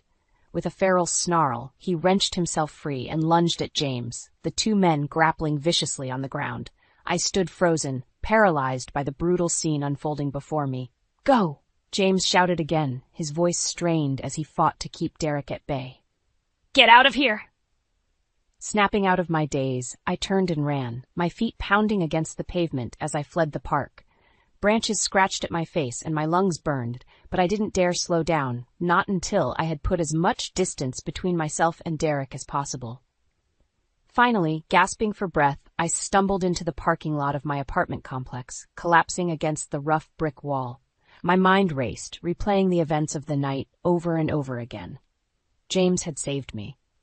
The man I had initially mistrusted, the one I thought was just another pawn in Derek's twisted game, had put himself in harm's way to protect me. And now, who knew what Derek was capable of doing to him? The thought made my stomach churn, and I knew I couldn't just leave him to face Derek's wrath alone. Not after what he had done for me. Steeling my resolve, I pushed off from the wall and made my way back towards the park, my heart pounding with a mixture of fear and determination. As I drew closer, I could hear the sounds of the struggle, grunts of exertion, the dull thud of fists connecting with flesh. And then, silence. I rounded the corner, and the sight that greeted me made my blood run cold. James lay motionless on the ground, a trickle of blood running from a gash above his eye, and standing over him, chest heaving, was Derek, his face twisted into a mask of pure rage. "Well, well," he sneered, turning his icy glare towards me. "Look who decided to come back." My heart pounded in my chest as I stared at Derek, his face twisted into a sneer of triumph. James lay motionless on the ground behind him, and a wave of guilt and fear washed over me. This was all my fault. If I had just gone back with Derek like he demanded, none of this would have happened. "You just couldn't leave well enough alone, could you?" Derek spat, taking a menacing step towards me. "Had to go and play the hero. Try to take me down." I opened my mouth to respond, but the words caught in my throat. What could I possibly say to reason with this man, this monster who had haunted my every waking moment for so long? "I'm done playing games, Alice," he growled, his voice low and dangerous. "You're coming home with me, one way or another." A flicker of movement in my peripheral vision caught my eye, and I turned to see James stirring feebly on the ground. Relief flooded through me. He was alive, at least for now. "Don't you dare touch her," James rasped, his words slurred as he struggled to push himself up. Derek let out a derisive snort. "Or what? You'll bleed on me some more." He turned back to me, a cruel smile twisting his lips. "You see what happens when you defy me, Alice? When you try to run?" My mind raced, desperately searching for a way out of this nightmare. I couldn't go back with him, not after everything he had put me through. But I couldn't bear the thought of anyone else getting hurt because of me either. That's when I remembered the envelope, the one containing all the damning evidence of Derek's criminal activities. With trembling hands, I reached into my pocket and pulled it out, holding it up for him to see. "You want me, Derek?" I said, my voice wavering slightly. "Fine, but first you have to destroy this." His eyes narrowed as he registered what I was holding. "Where did you get that?" "Does it matter?" I countered, trying to project a confidence I didn't feel. "All that matters is what's inside, enough to bury you for good." For a long moment, Derek was silent, weighing his options. Then slowly he extended his hand. "Give it to me." I shook my head defiantly. "Not a chance. You destroy it first, then I'll go with you. No tricks." A muscle twitched in Derek's jaw, but he seemed to realize he had no other choice.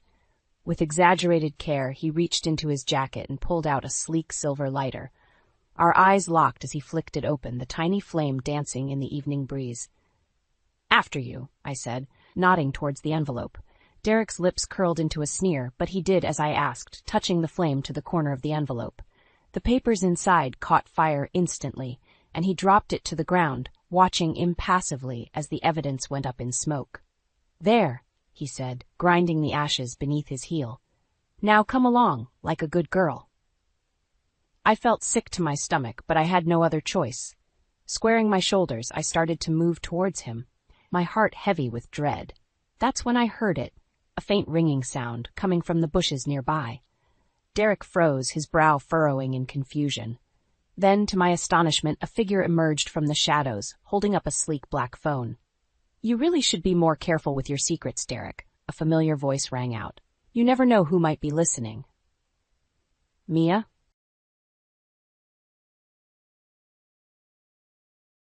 "You're nothing without me, Ivy. Don't forget that. You're lucky I'm putting up with you." Blake spat, his voice cutting through the tension like a knife. His eyes were cold, lips curling in disdain, as he looked at me from across the dining table. I could feel the heat rising to my cheeks. I clenched my fists under the table to keep from trembling. This wasn't the first time Blake belittled me, but tonight was different. There was nothing left of the man I had married, only this stranger who thrived on crushing my spirit. His high-paying job made him think he was king of our household, and I was just a serf. "I'm doing my best," I said quietly, trying to keep my voice steady. "My freelance work is going well. I just landed a new client today." "A new client?" Blake laughed, the sound harsh and mocking. "Your freelance project is a cute little hobby, Ivy. Don't forget whose salary actually pays the bills around here."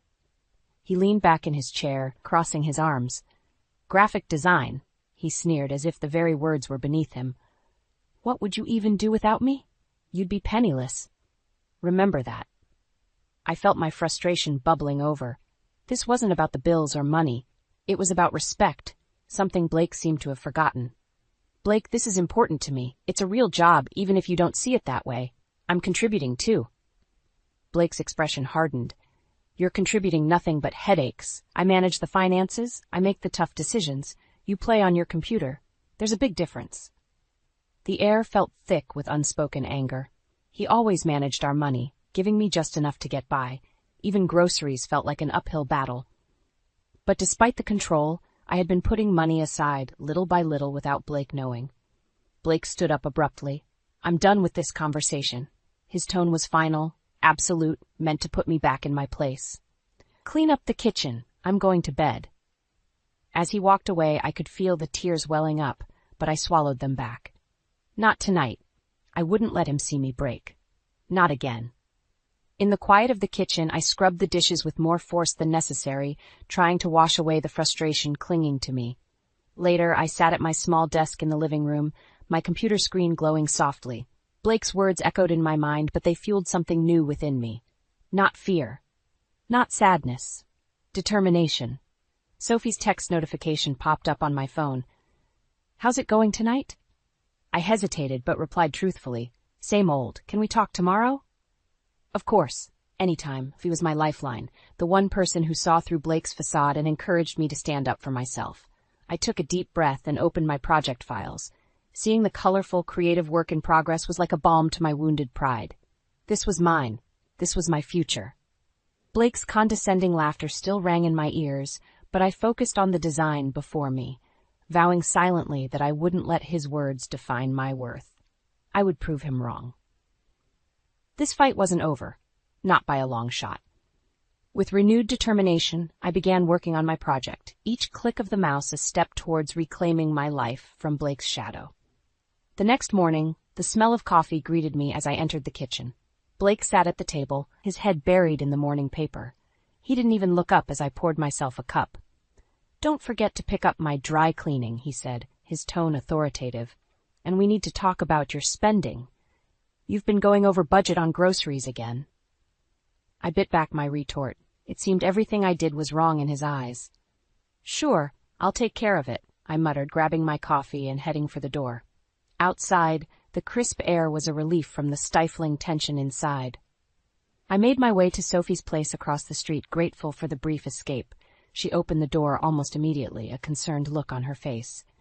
"Morning, Ivy. You okay?" Sophie asked, ushering me inside.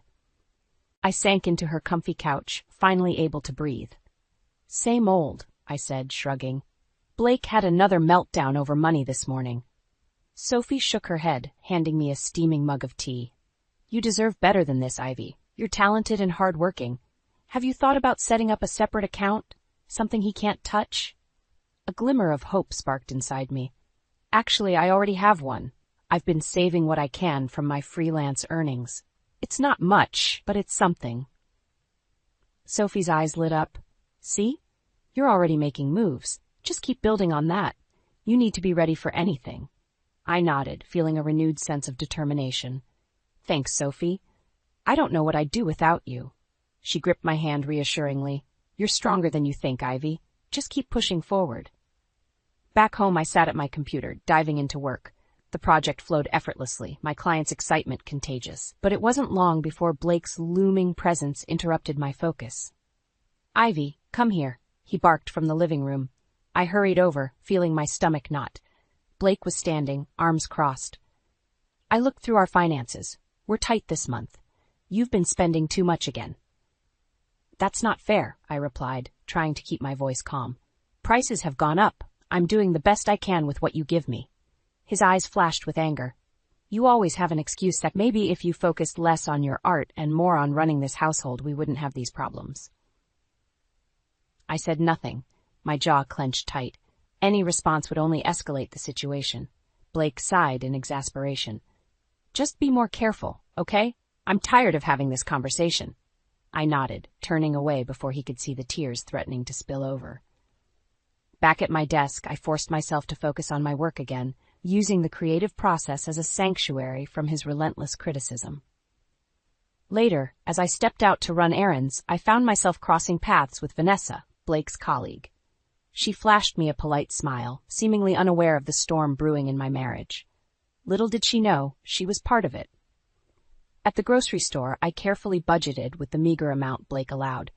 The cashier's sympathetic smile felt like a small comfort in a sea of frustration.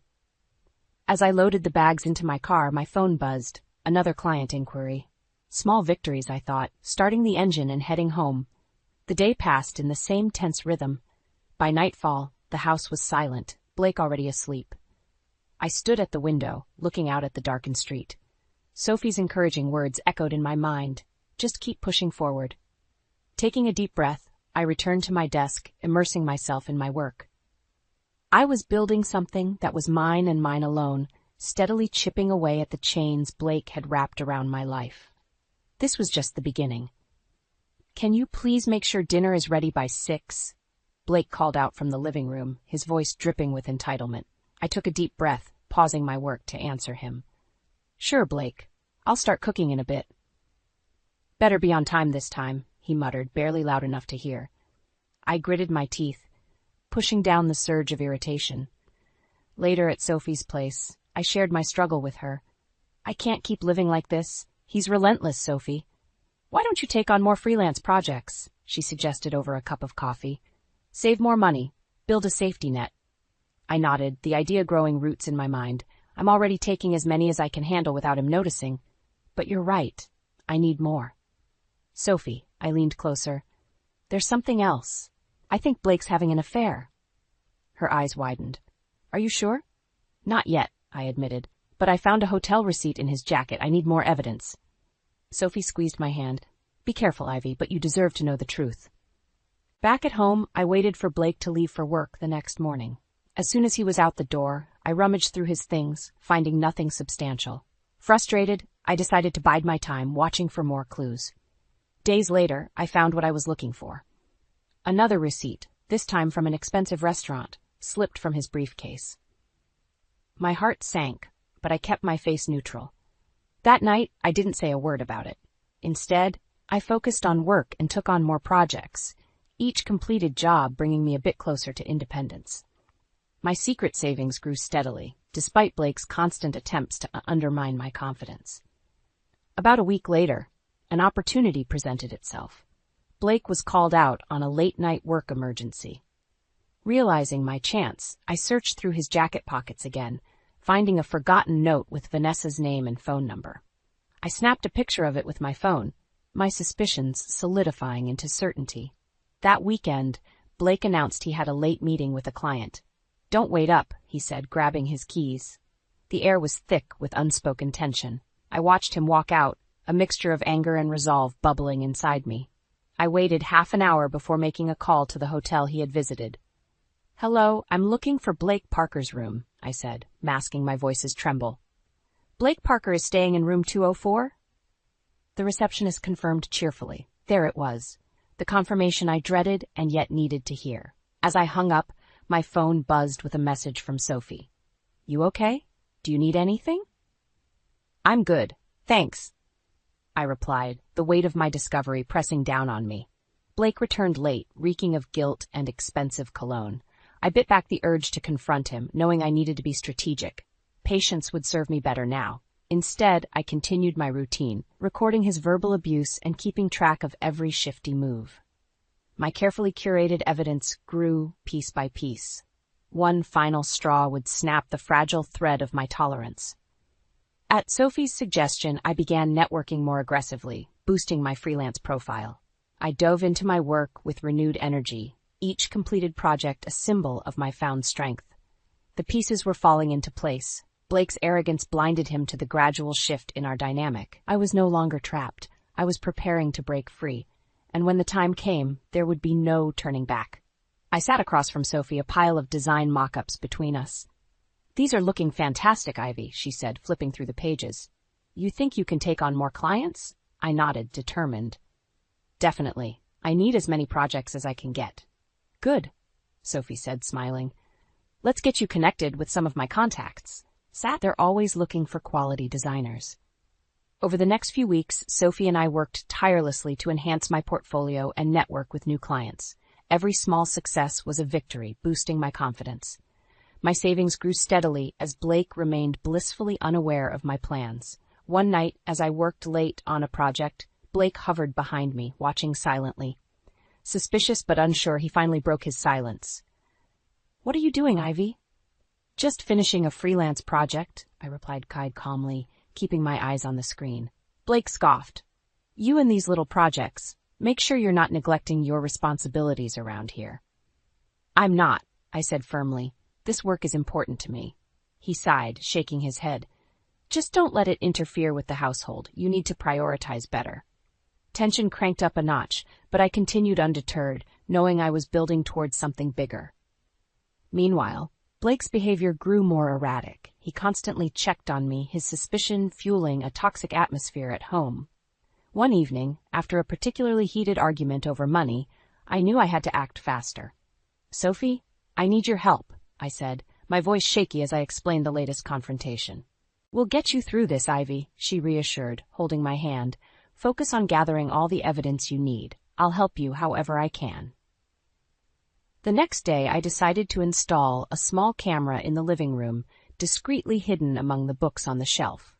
It was my insurance, my means of capturing his aggression and painting the true picture of our life together. As Blake continued his escapades with Vanessa, leaving little clues here and there, I collected each piece methodically. The recordings piled up, his scathing remarks, his controlling behavior, his blatant disrespect. One night, I reviewed the footage alone at my desk. Blake's voice filled the room, laced with contempt. "You're worthless, Ivy. Without me, you're nothing." The words stung, but they also fortified my resolve.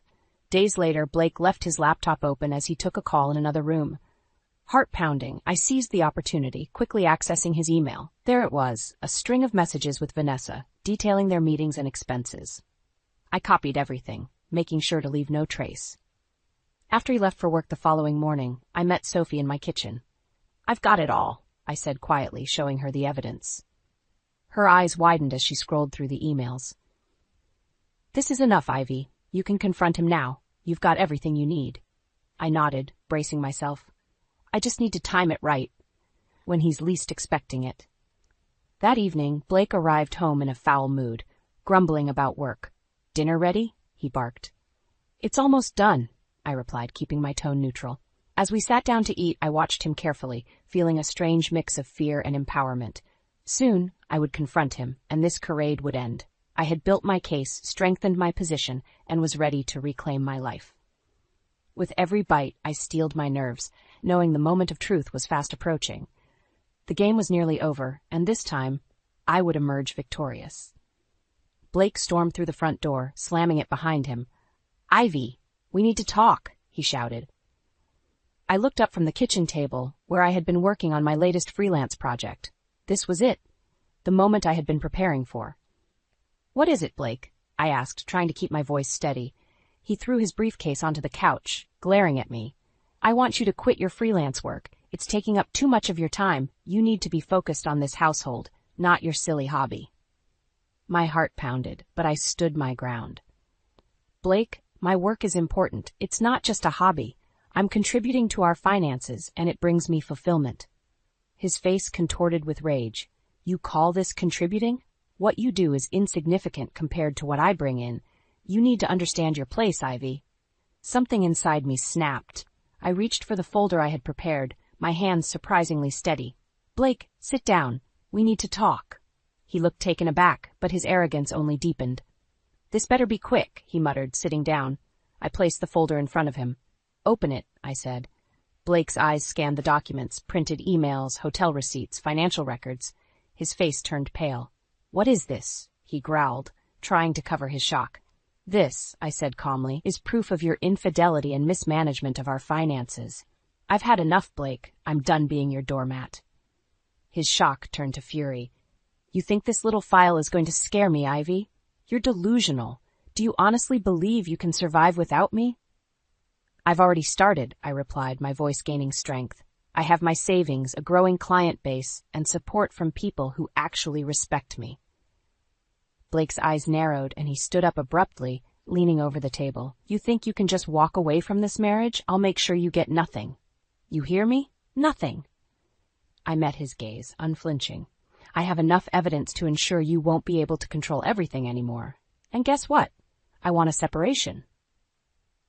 He scoffed, shaking his head. Fine, Ivy. You want a separation? Good luck. You'll come crawling back once you realize you can't handle the real world. I stood up, matching his aggression with a calm determination. I'm done living under your shadow, Blake. You'll see just how capable I am. Now pack your things and get out. Blake stood there, his expression a mix of disbelief and fury. You're making a huge mistake, Ivy. No, I said firmly. The mistake was thinking I needed you. Without another word, Blake grabbed his briefcase and stormed upstairs. I heard the sounds of drawers opening and closing, his anger palpable even through the walls. When he finally emerged, a suitcase in hand, he paused at the door. You'll regret this, Ivy, he said, his voice low and menacing. Goodbye, Blake, I replied, not looking back as he left. As the door clicked shut behind him, a wave of relief washed over me. It wasn't the end, but it was a new beginning. I walked to the window, taking in the quiet street outside, feeling a sense of calm I hadn't felt in years. It was time to rebuild, and for the first time in a long time, I felt free. Blake moved out that evening. At first, he seemed confident, as if certain he could manipulate me into taking him back. But as days turned into weeks, reality began to set in. Ivy, we need to talk, Blake said one afternoon, standing on the porch, a forced smile on his face. I opened the door, but didn't invite him in. What is it, Blake? I miss you, he said, unconvincingly. This whole separation thing, it was a mistake. We should try to work things out. I crossed my arms, standing firm. Work things out? After everything you've done? No, Blake. I'm moving forward with the divorce. His face darkened, the facade of charm slipping. Do you really want to ruin both our lives over this? Think about it, Ivy. You can't make it on your own. I already am, I said calmly. I've landed a major contract with a marketing firm. I'm financially independent, Blake. I don't need you. Blake's eyes flickered with anger. How can you do this to me? You think you can just erase me from your life? You brought this on yourself, I replied. Now, if there's nothing else, I'd appreciate it if you left." Blake stormed off, muttering curses under his breath. I watched him go, feeling a strange mix of pity and satisfaction. He was starting to realize he had lost control. A few days later, I received a call from a mutual friend, Lisa. "Ivy, have you heard? Blake's affair with Vanessa. Everyone at his office knows. It's causing quite a stir." "Really?" I said, unable to hide my satisfaction. "Interesting." "It's all over the place," Lisa continued. "Apparently, Blake tried to blame you for his stress at home, but no one's buying it. His reputation is in shambles." I thanked Lisa and hung up, sitting back with a sense of vindication. Blake's world was crumbling, and he had no one to blame but himself. A week later, Blake showed up again, but this time his demeanor was different. Desperate. "Ivy, wait," he called out as I was heading to my car. "What do you want, Blake?" I said, not stopping. "I am sorry," he stammered. "I was wrong. Please, can we talk?" I turned to face him. "Talk about what? You've shown your true colors." "I'll quit my job. I'll do anything. Just give me another chance." He looked pathetic, a shadow of the man who once tried to dominate my life. I shook my head slowly. "It's too late for that, Blake. You need to face the consequences of your actions." As I drove away, I felt lighter. Blake's downfall was his own doing, and he was finally reaping what he had sown. The next few weeks saw Blake's life unravel further. Vanessa left him for another colleague, someone with better prospects. The scandal at his workplace grew, leading to his termination. Friends distanced themselves, unwilling to associate with a sinking ship. Meanwhile, my freelance business thrived. The major contract I had mentioned to Blake was just the beginning. New clients poured in, drawn by the quality and dedication I put into every project. My confidence soared, and my financial independence was solidified. I finalized the divorce, gaining significant compensation from Blake. He was left with a tarnished career and a bleak personal life. The irony wasn't lost on me. His arrogance had led him to this point. One evening, as I sat in my newly decorated living room, I received a text from Sophie.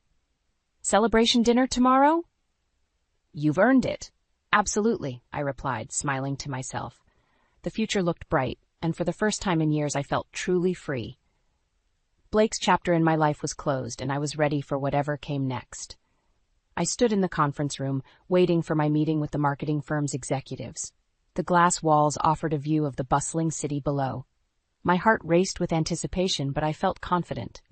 This was a far cry from the timid Ivy who once cowered under Blake's shadow.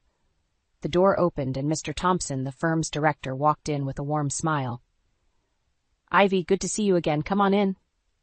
"Thank you for having me, Mr. Thompson," I said, shaking his hand. He led me to the table where several other executives were seated. "Everyone, this is Ivy Parker, the talented graphic designer we've been hearing so much about." I took a seat, feeling a surge of pride as they nodded in acknowledgement. "This campaign is crucial for us, Ivy," Mr. Thompson continued. "We've seen your work, and we're confident you're the right person for the job." We spent the next hour discussing the project. They were impressed with my ideas, and by the end of the meeting, I had secured the contract. As I walked out of the building, the weight of my achievements settled in. I had built a thriving business and established myself as a respected professional. Back at my new apartment, I reviewed the contract, excitement bubbling within me. The phone rang, interrupting my thoughts. It was Sophie. "How did it go?" she asked, her voice eager. "I got it," I said, unable to keep the triumph from my voice. "That's amazing, Ivy. Let's celebrate tonight." "Definitely. I'll see you at 7, I replied, hanging up with a grin. I glanced around my apartment, a symbol of my newfound freedom. It was cozy, filled with personal touches, and devoid of Blake's oppressive presence. I couldn't help but feel a sense of satisfaction. Blake's downfall had paved the way for my rise. Later at the restaurant, Sophie and I clinked our glasses together. "To new beginnings," she toasted. "To new beginnings," I echoed, smiling. "Thank you for always supporting me, Sophie. I couldn't have done this without you." "Hey, you did all the hard work? I just gave you a little nudge," she said, grinning.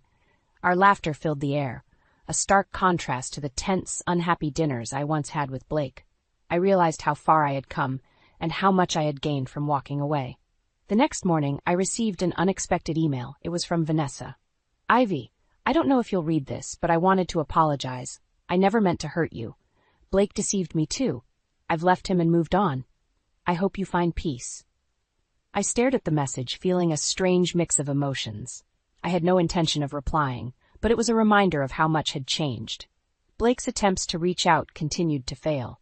His calls and messages went unanswered. He was now working a menial job after struggling to find employment in his field, his reputation too tarnished to recover. He had become the epitome of lost potential while I had thrived. I felt no pity for him. This was his karma, the consequence of his arrogance and betrayal. He had underestimated me, and now he was living with the results. As for me, my life was full of new opportunities and possibilities. I had not only survived, but flourished. The future was mine to shape, free from the shadows of my past. That evening, as I sat on my balcony, watching the city lights, I felt a deep sense of contentment.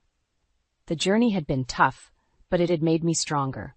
And with every breath, I welcomed the promise of the days to come, confident that I could take on anything life threw my way. The sun streamed through the windows of my new apartment, casting a warm glow over my fresh start. It had only been a few weeks since the divorce was finalized, and I felt a profound sense of freedom. My business continued to thrive, and the future looked brighter than ever. "Ivy, how about we grab lunch today?" Sophie texted early that morning. "Sounds perfect. Noon at our usual spot?" I replied, smiling at her perfect timing. At the cafe, Sophie and I chatted over sandwiches and iced coffee. She couldn't stop smiling. "You look so much happier, Ivy. It's like a weight has been lifted." "It has been," I admitted. "I'm finally living the life I want, without anyone holding me back." We spent the afternoon reminiscing and planning new adventures.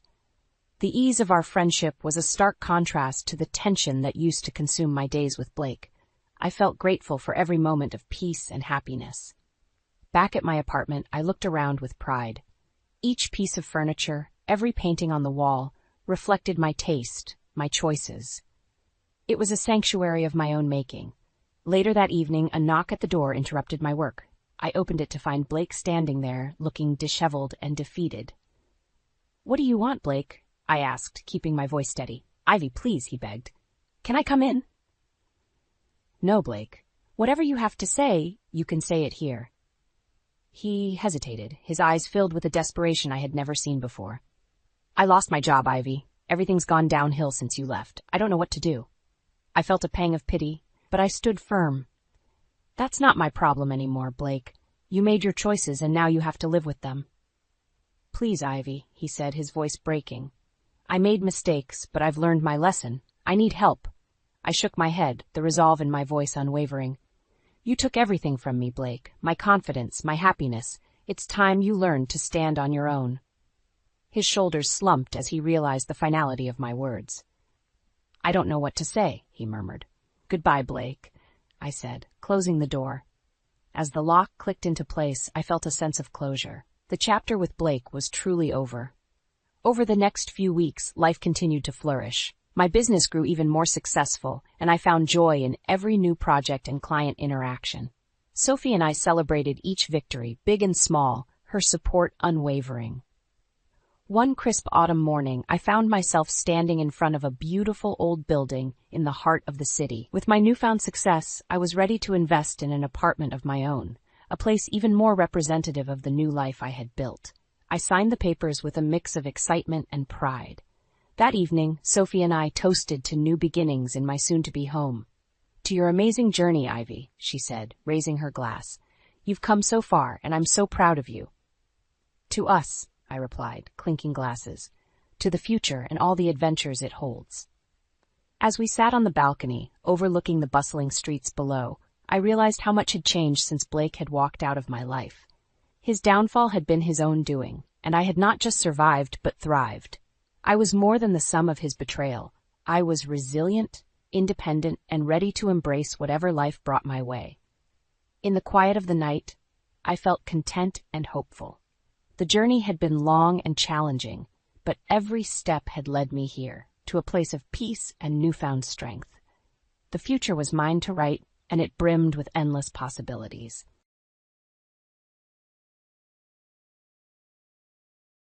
"Evan, why was the watch I gave you yesterday sitting in the trash?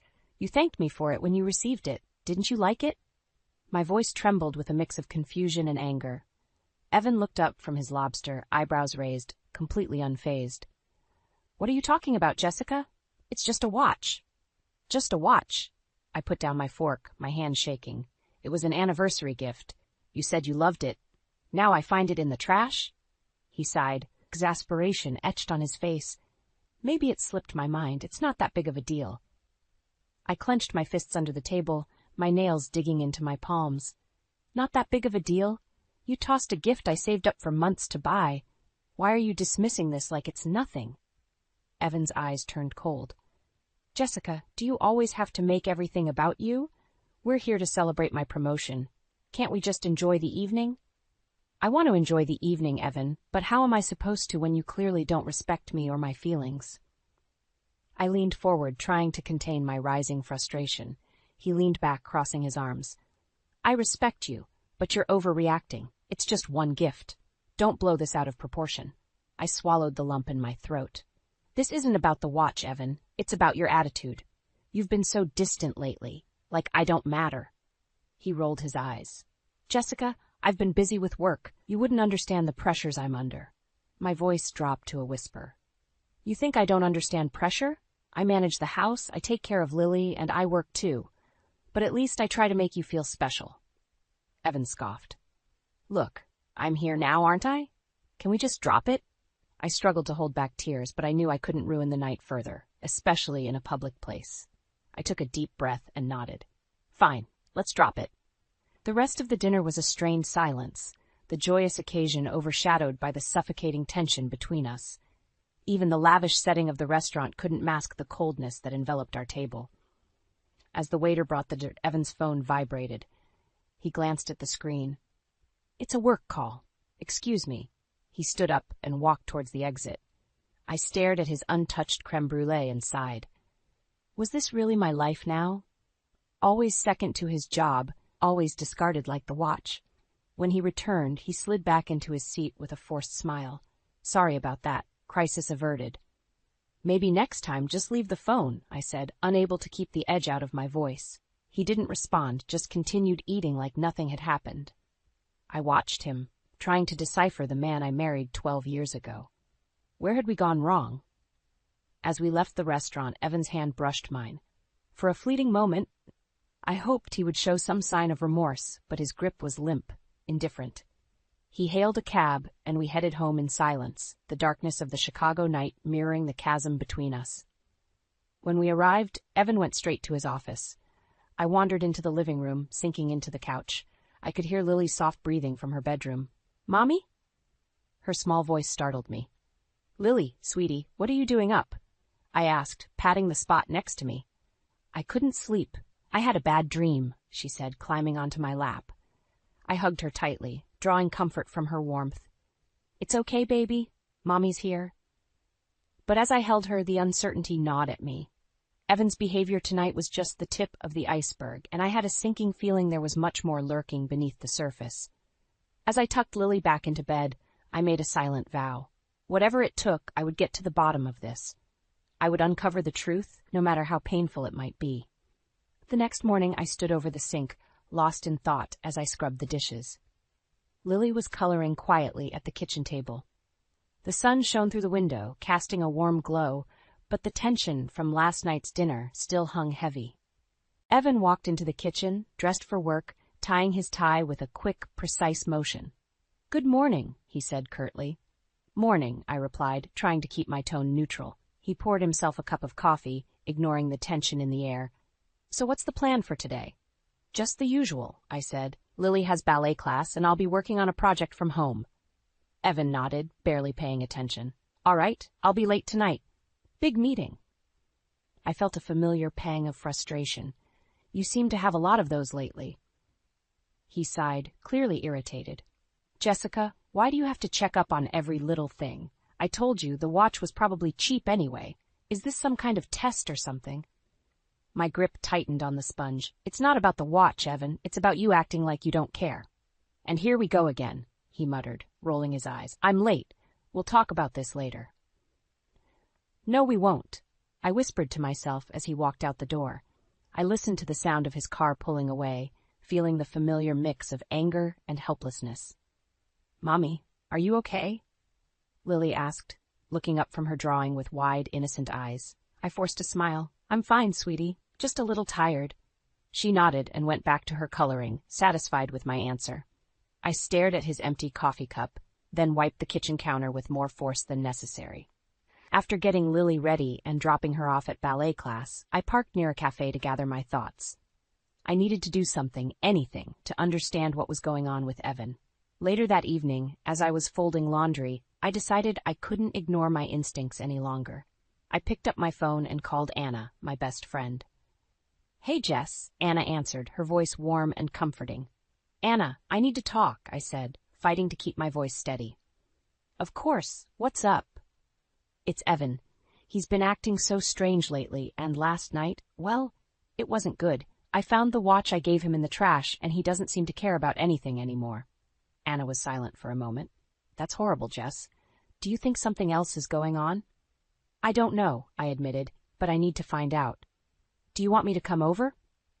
"No, it's okay. I just needed to talk to someone. Thanks, Anna." "Anytime, Jess. You know that. Call me if you need anything." "Will do. Thanks." I hung up, feeling slightly better. Anna always knew how to make me feel more grounded. But her words echoed in my mind. Something else is going on. Evan came home late, as expected. I watched him from the corner of the living room as he set his briefcase down and loosened his tie. "Long day?" I asked, trying to keep my tone light. "Yeah, really busy," he replied, not meeting my eyes. I took a deep breath, deciding to test a theory. "I checked your briefcase today. There was nothing related to work in it, just old receipts." He looked up sharply, eyes narrowing. "Why would you do that?" "Because I'm worried, Evan. You're hiding something from me." He scoffed, brushing past me. "You're being ridiculous.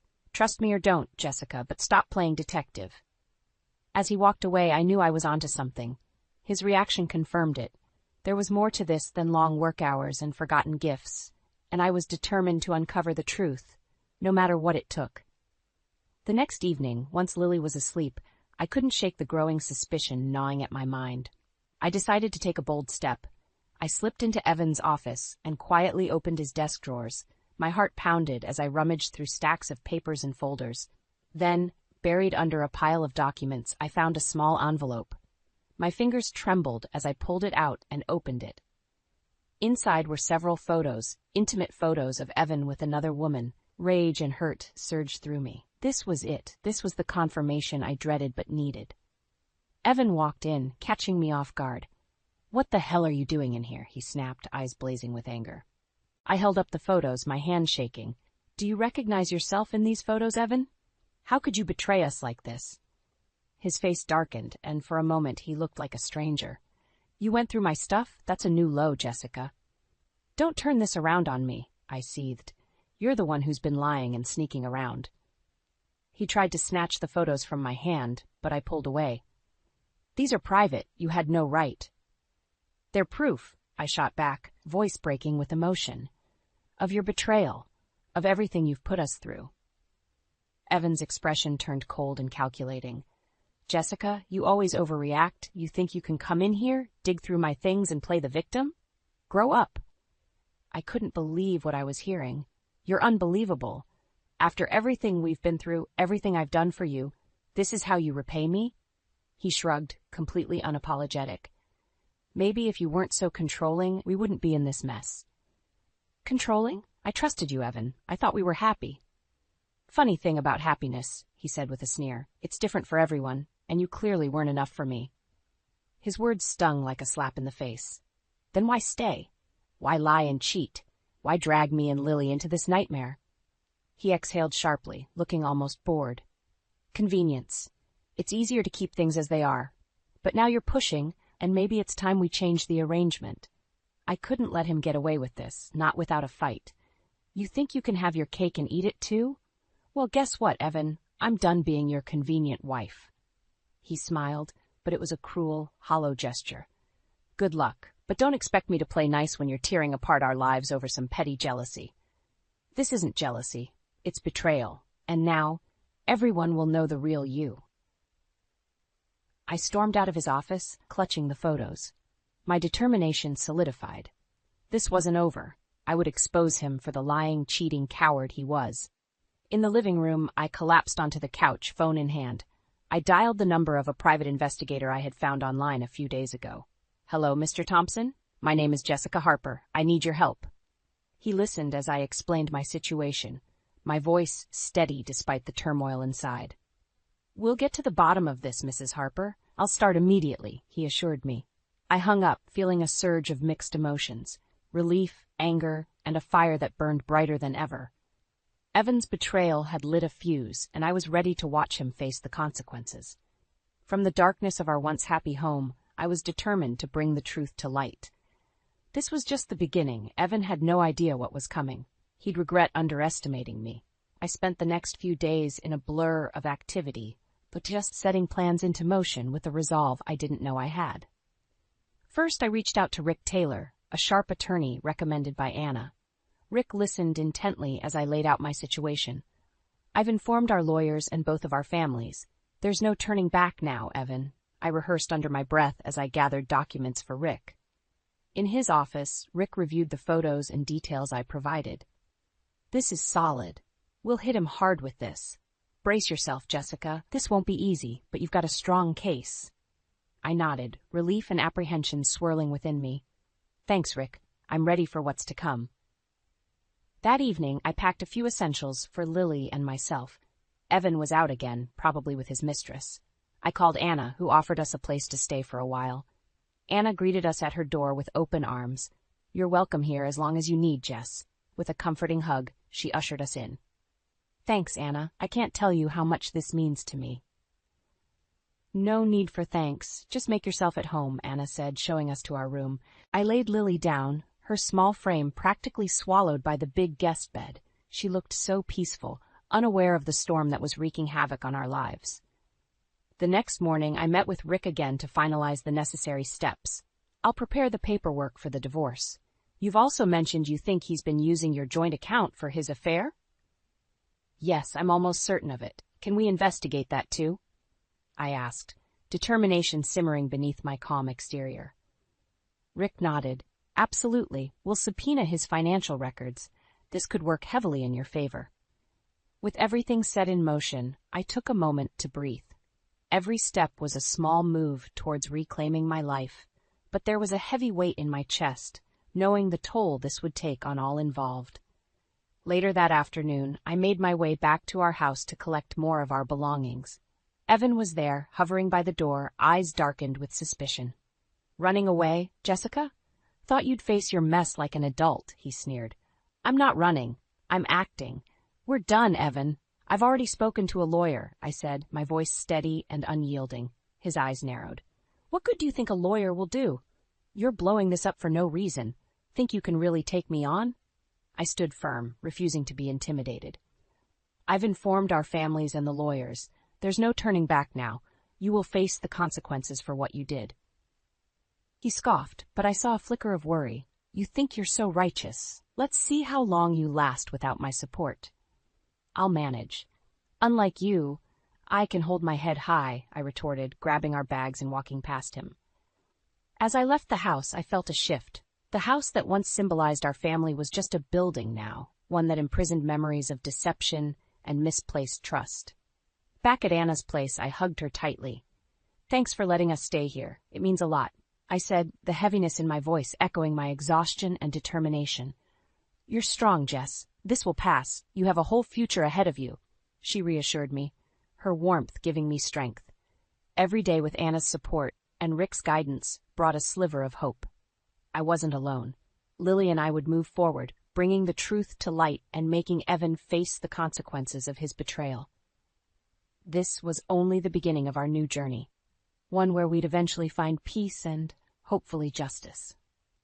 A week later, I stood outside our house with Anna and Rick, waiting for Evan to come home.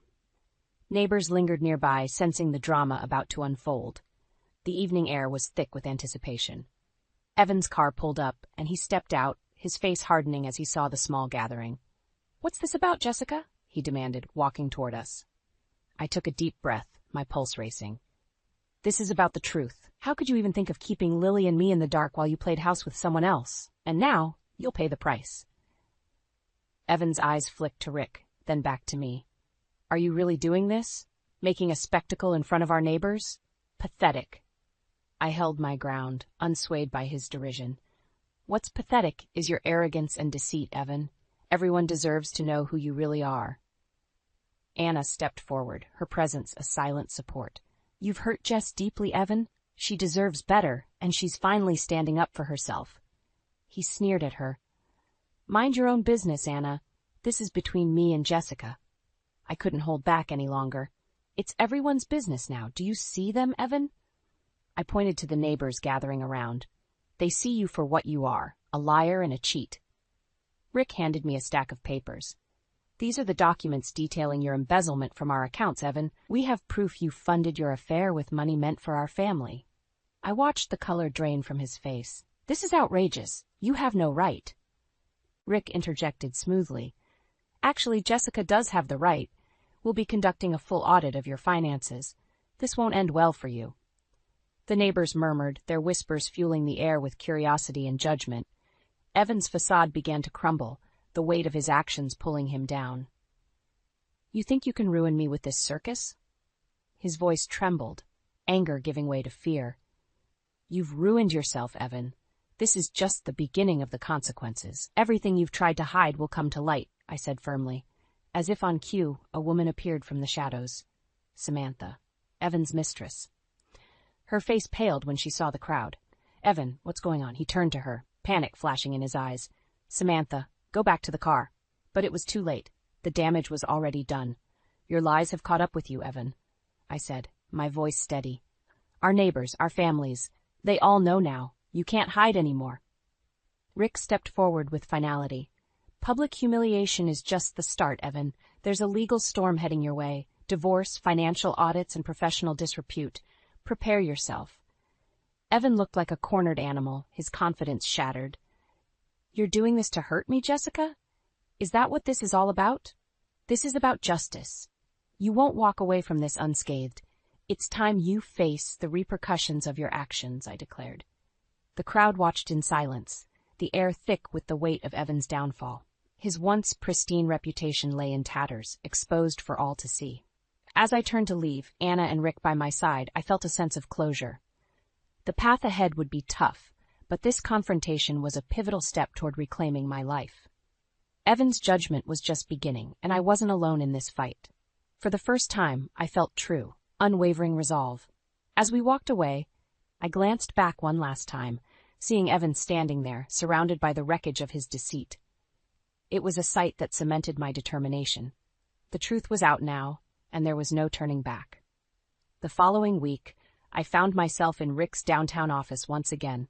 The faint hum of the city outside contrasted sharply with the charged atmosphere inside. Rick laid out the documents in front of us. We're ready to file. The evidence is compelling, he said, his tone matter of fact. Evan walked in, eyes dark with anger. Jessica, this ends here. You're making a mistake. I met his gaze head on. No, Evan, the mistake was yours. Now it's time for the consequences. The defiance in my voice surprised even me. Rick addressed Evan directly. I've reported your misconduct to the board. Say goodbye to that promotion and hello to a lawsuit. Evan's face twisted with rage. You think you've won? This is just a phase. You won't get away with ruining my life. I'm not ruining anything, Evan. You did this to yourself. I'm just ensuring justice, I replied, my voice steady despite the storm brewing inside me. He leaned forward, his voice a low growl. You're vindictive. You can't take that, I moved on. This will only backfire on you. Rick cut in smoothly. I think you need to understand the gravity of your situation. Embezzlement, infidelity, and breach of trust are serious charges. Evan shot Rick a scathing look. You're just her mouthpiece. She'll drop this nonsense soon enough. I stood up, facing him squarely. No, I won't. This isn't nonsense. Every lie, every betrayal, it all comes to light now. You can't bully me into submission anymore. Evan's laugh was bitter and hollow. You're naive, Jessica. Do you think the corporate world cares about your moral high ground? They don't. Rick smiled calmly, showing a confidence that rattled Evan. Her moral high ground, as you call it, is also backed by legal evidence. The board cannot ignore that. Evan scoffed, but I could see the cracks in his facade. You're throwing away everything for what? Spite? No, Evan, for truth, I corrected. Lily and I deserve better. We deserve honesty. Evan turned to leave, shaking his head. You're making a big mistake, Jessica. One you'll regret. Rick's voice followed him out. We'll see you in court. As the door shut, I felt a weight lift off my shoulders. Rick placed a reassuring hand on mine. You're doing the right thing. The weeks that followed were a whirlwind of legal motions and preparations. The day of the hearing, the tension in the air was palpable. Evan arrived with his lawyer, a shrewd-looking man with a practiced air of confidence. The courtroom buzzed softly as the judge entered. All rise, the bailiff announced. We presented our case solidly, the evidence piling up against Evan, emails, bank statements, and more intimate photos than I cared to see, each piece a nail in the coffin of his defense. Evan's lawyer tried to deflect, paint me as vindictive and unstable. But my composure, combined with Rick's sharp legal acumen, kept our case watertight. During a recess, Evan approached me. This is your last chance to call this off, Jessica. I've reported your misconduct to the board. Say goodbye to that promotion and hello to a lawsuit, I repeated, the words now seared into my mind. I'm not backing down. His face contorted with rage. This isn't over. I met his gaze with unwavering resolve. Yes, Evan, it is, for good. As the judge returned with the final decision, I held my breath. The ruling was firm. Evan was found guilty of embezzlement and ordered to repay the funds. Custody of Lily was granted to me, along with substantial spousal support. Leaving the courthouse, a sense of justice and closure washed over me. Evan's storm was finally behind us. As Rick walked beside me, he said, "This is just the beginning of your new life." I looked ahead, feeling the warmth of the sun on my face, a new chapter unfolding. Thank you, Rick, for everything. Evan's fall from grace was complete, and for the first time in months, I felt a glimmer of hope. With Lily at my side, we had a chance for a fresh start, a life untainted by betrayal and deceit. The day after the court ruling, I walked up the courthouse steps, surrounded by reporters and spectators. The media buzzed around Evan's downfall. Cameras flashed, capturing the final spectacle of his shattered life. Evan stormed past me, his face a mask of fury. "You think this is over, Jessica?" he barked, eyes blazing. "You'll regret every bit of this." Ignoring him, I pushed through the crowd, Rick close by my side. He approached a group of reporters waiting eagerly for a statement. "My client has delivered a powerful message about justice and integrity today," Rick said firmly. "No one is above the law." Someone in the crowd shouted at Evan, "How does it feel to lose everything?" Evan spun around, his voice dripping with venom. "This isn't over. She'll pay for this." But his threats couldn't touch me anymore. I felt untouchable, standing in the light of truth. The front-page headlines the next day read, "Corporate exec falls from grace, embezzlement and infidelity exposed." Evan's boss, David Brooks, was among those reading the news. Later, David called me into his office. As I stood there, he leaned back in his chair, studying me. "Mrs. Harper, this must have been quite an ordeal for you." "Yes, it has," I said, maintaining a composed stance. "But it was necessary," David sighed. "Evan's actions have tarnished our company's reputation. We've terminated his employment effective immediately." "I understand," I replied, feeling a mix of relief and lingering sorrow for what could have been. "That being said," David continued, "we appreciate your courage. If you ever need any support, don't hesitate to reach out." "Thank you, Mr. Brooks," I said, genuinely touched. As I left the office, I was overwhelmed with a sense of vindication. Evan's downfall had been swift and deserved. His loss of employment was just the beginning. By the midday news update, the full extent of his fraud was public knowledge, plunging him into scandal. Rick called later that afternoon. "The investigation has uncovered even more damning evidence. Evan's looking at significant jail time." "Good, it's what he deserves," I replied, feeling no sympathy. That evening, I watched Lily play in the park. Claire, Evan's mother, approached cautiously. "Jessica, may I sit?" "Of course," I replied, giving her room. Claire looked weary. "I'm so sorry for everything my son put you through. I never imagined he would fall so low." "Thank you, Claire. I'm just focused on the future now, for Lily and me." My gratitude was genuine, but my firm resolve had no room for bitterness. "I want you to know," Claire added, "you have my full support. Evan, He made his choices, but Lily deserves a stable, loving environment. I appreciate that, Claire. Truly, I said, squeezing her hand. Her support was a balm to the deep wounds Evan had left. As the sun dipped below the horizon, casting golden hues over the park, I felt an undeniable sense of closure. Evan's kingdom had crumbled, leaving me to rebuild from the remnants. That night, as I tucked Lily into bed, she asked, "Mommy, is Daddy coming back?" I pulled her close, kissing her forehead. "No, sweetie. Daddy made some bad choices, but we're going to be okay. I promise." Lily nodded sleepily. "Okay, Mommy, as long as we're together." Tears pricked at my eyes, but I held them back. Yes, my love, always together. Sitting by her bedside, watching her drift into dreamland, I realized the enormity of what lay ahead. The road wouldn't be easy, but it was ours to tread. Somewhere in the distance, Evan was grappling with the full weight of his actions, his world falling apart piece by piece. He'd face justice alone, stripped of the power he once wielded with such arrogance. For Lily and me, every day would be a step toward healing, toward building a new life anchored in trust and love. And as the dawn of a new chapter broke, I knew we'd rise stronger, unmasked and unbroken. A few months later, a crisp fall breeze stirred the leaves in the park as Lily and I sat on a bench watching her play. Claire joined us, her eyes reflecting both sadness and strength as she settled in beside me. "Jessica," Claire began, breaking the comfortable silence, "I hear you finalized the divorce."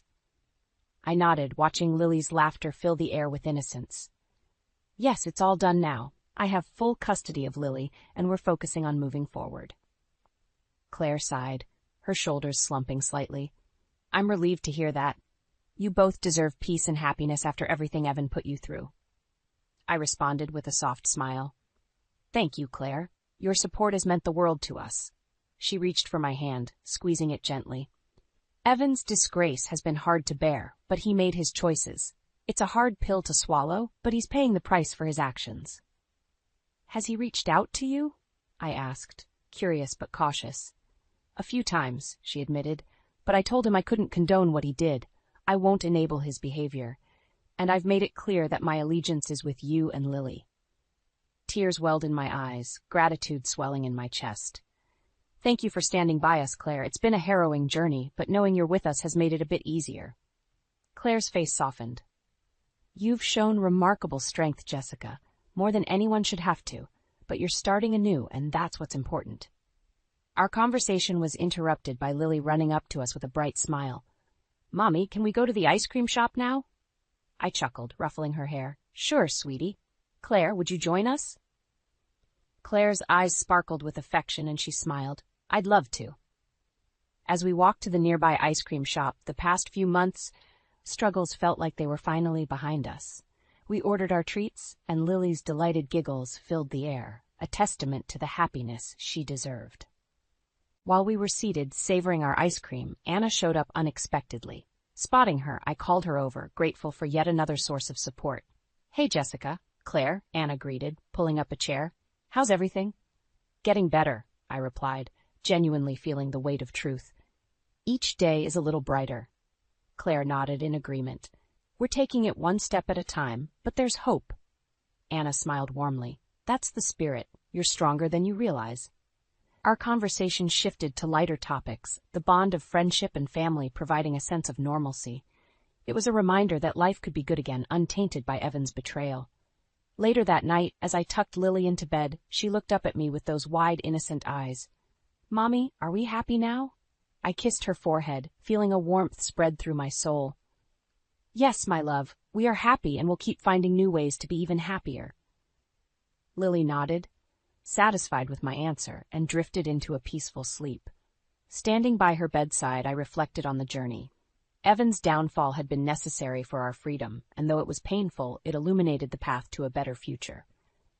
The next morning, over breakfast, Rick called with an update. "Jessica, just wanted to let you know, Evan's fraud charges will lead to a trial soon.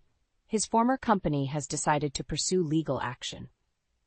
"Thanks, Rick," I said, feeling a sense of finality. I'm ready for whatever comes next.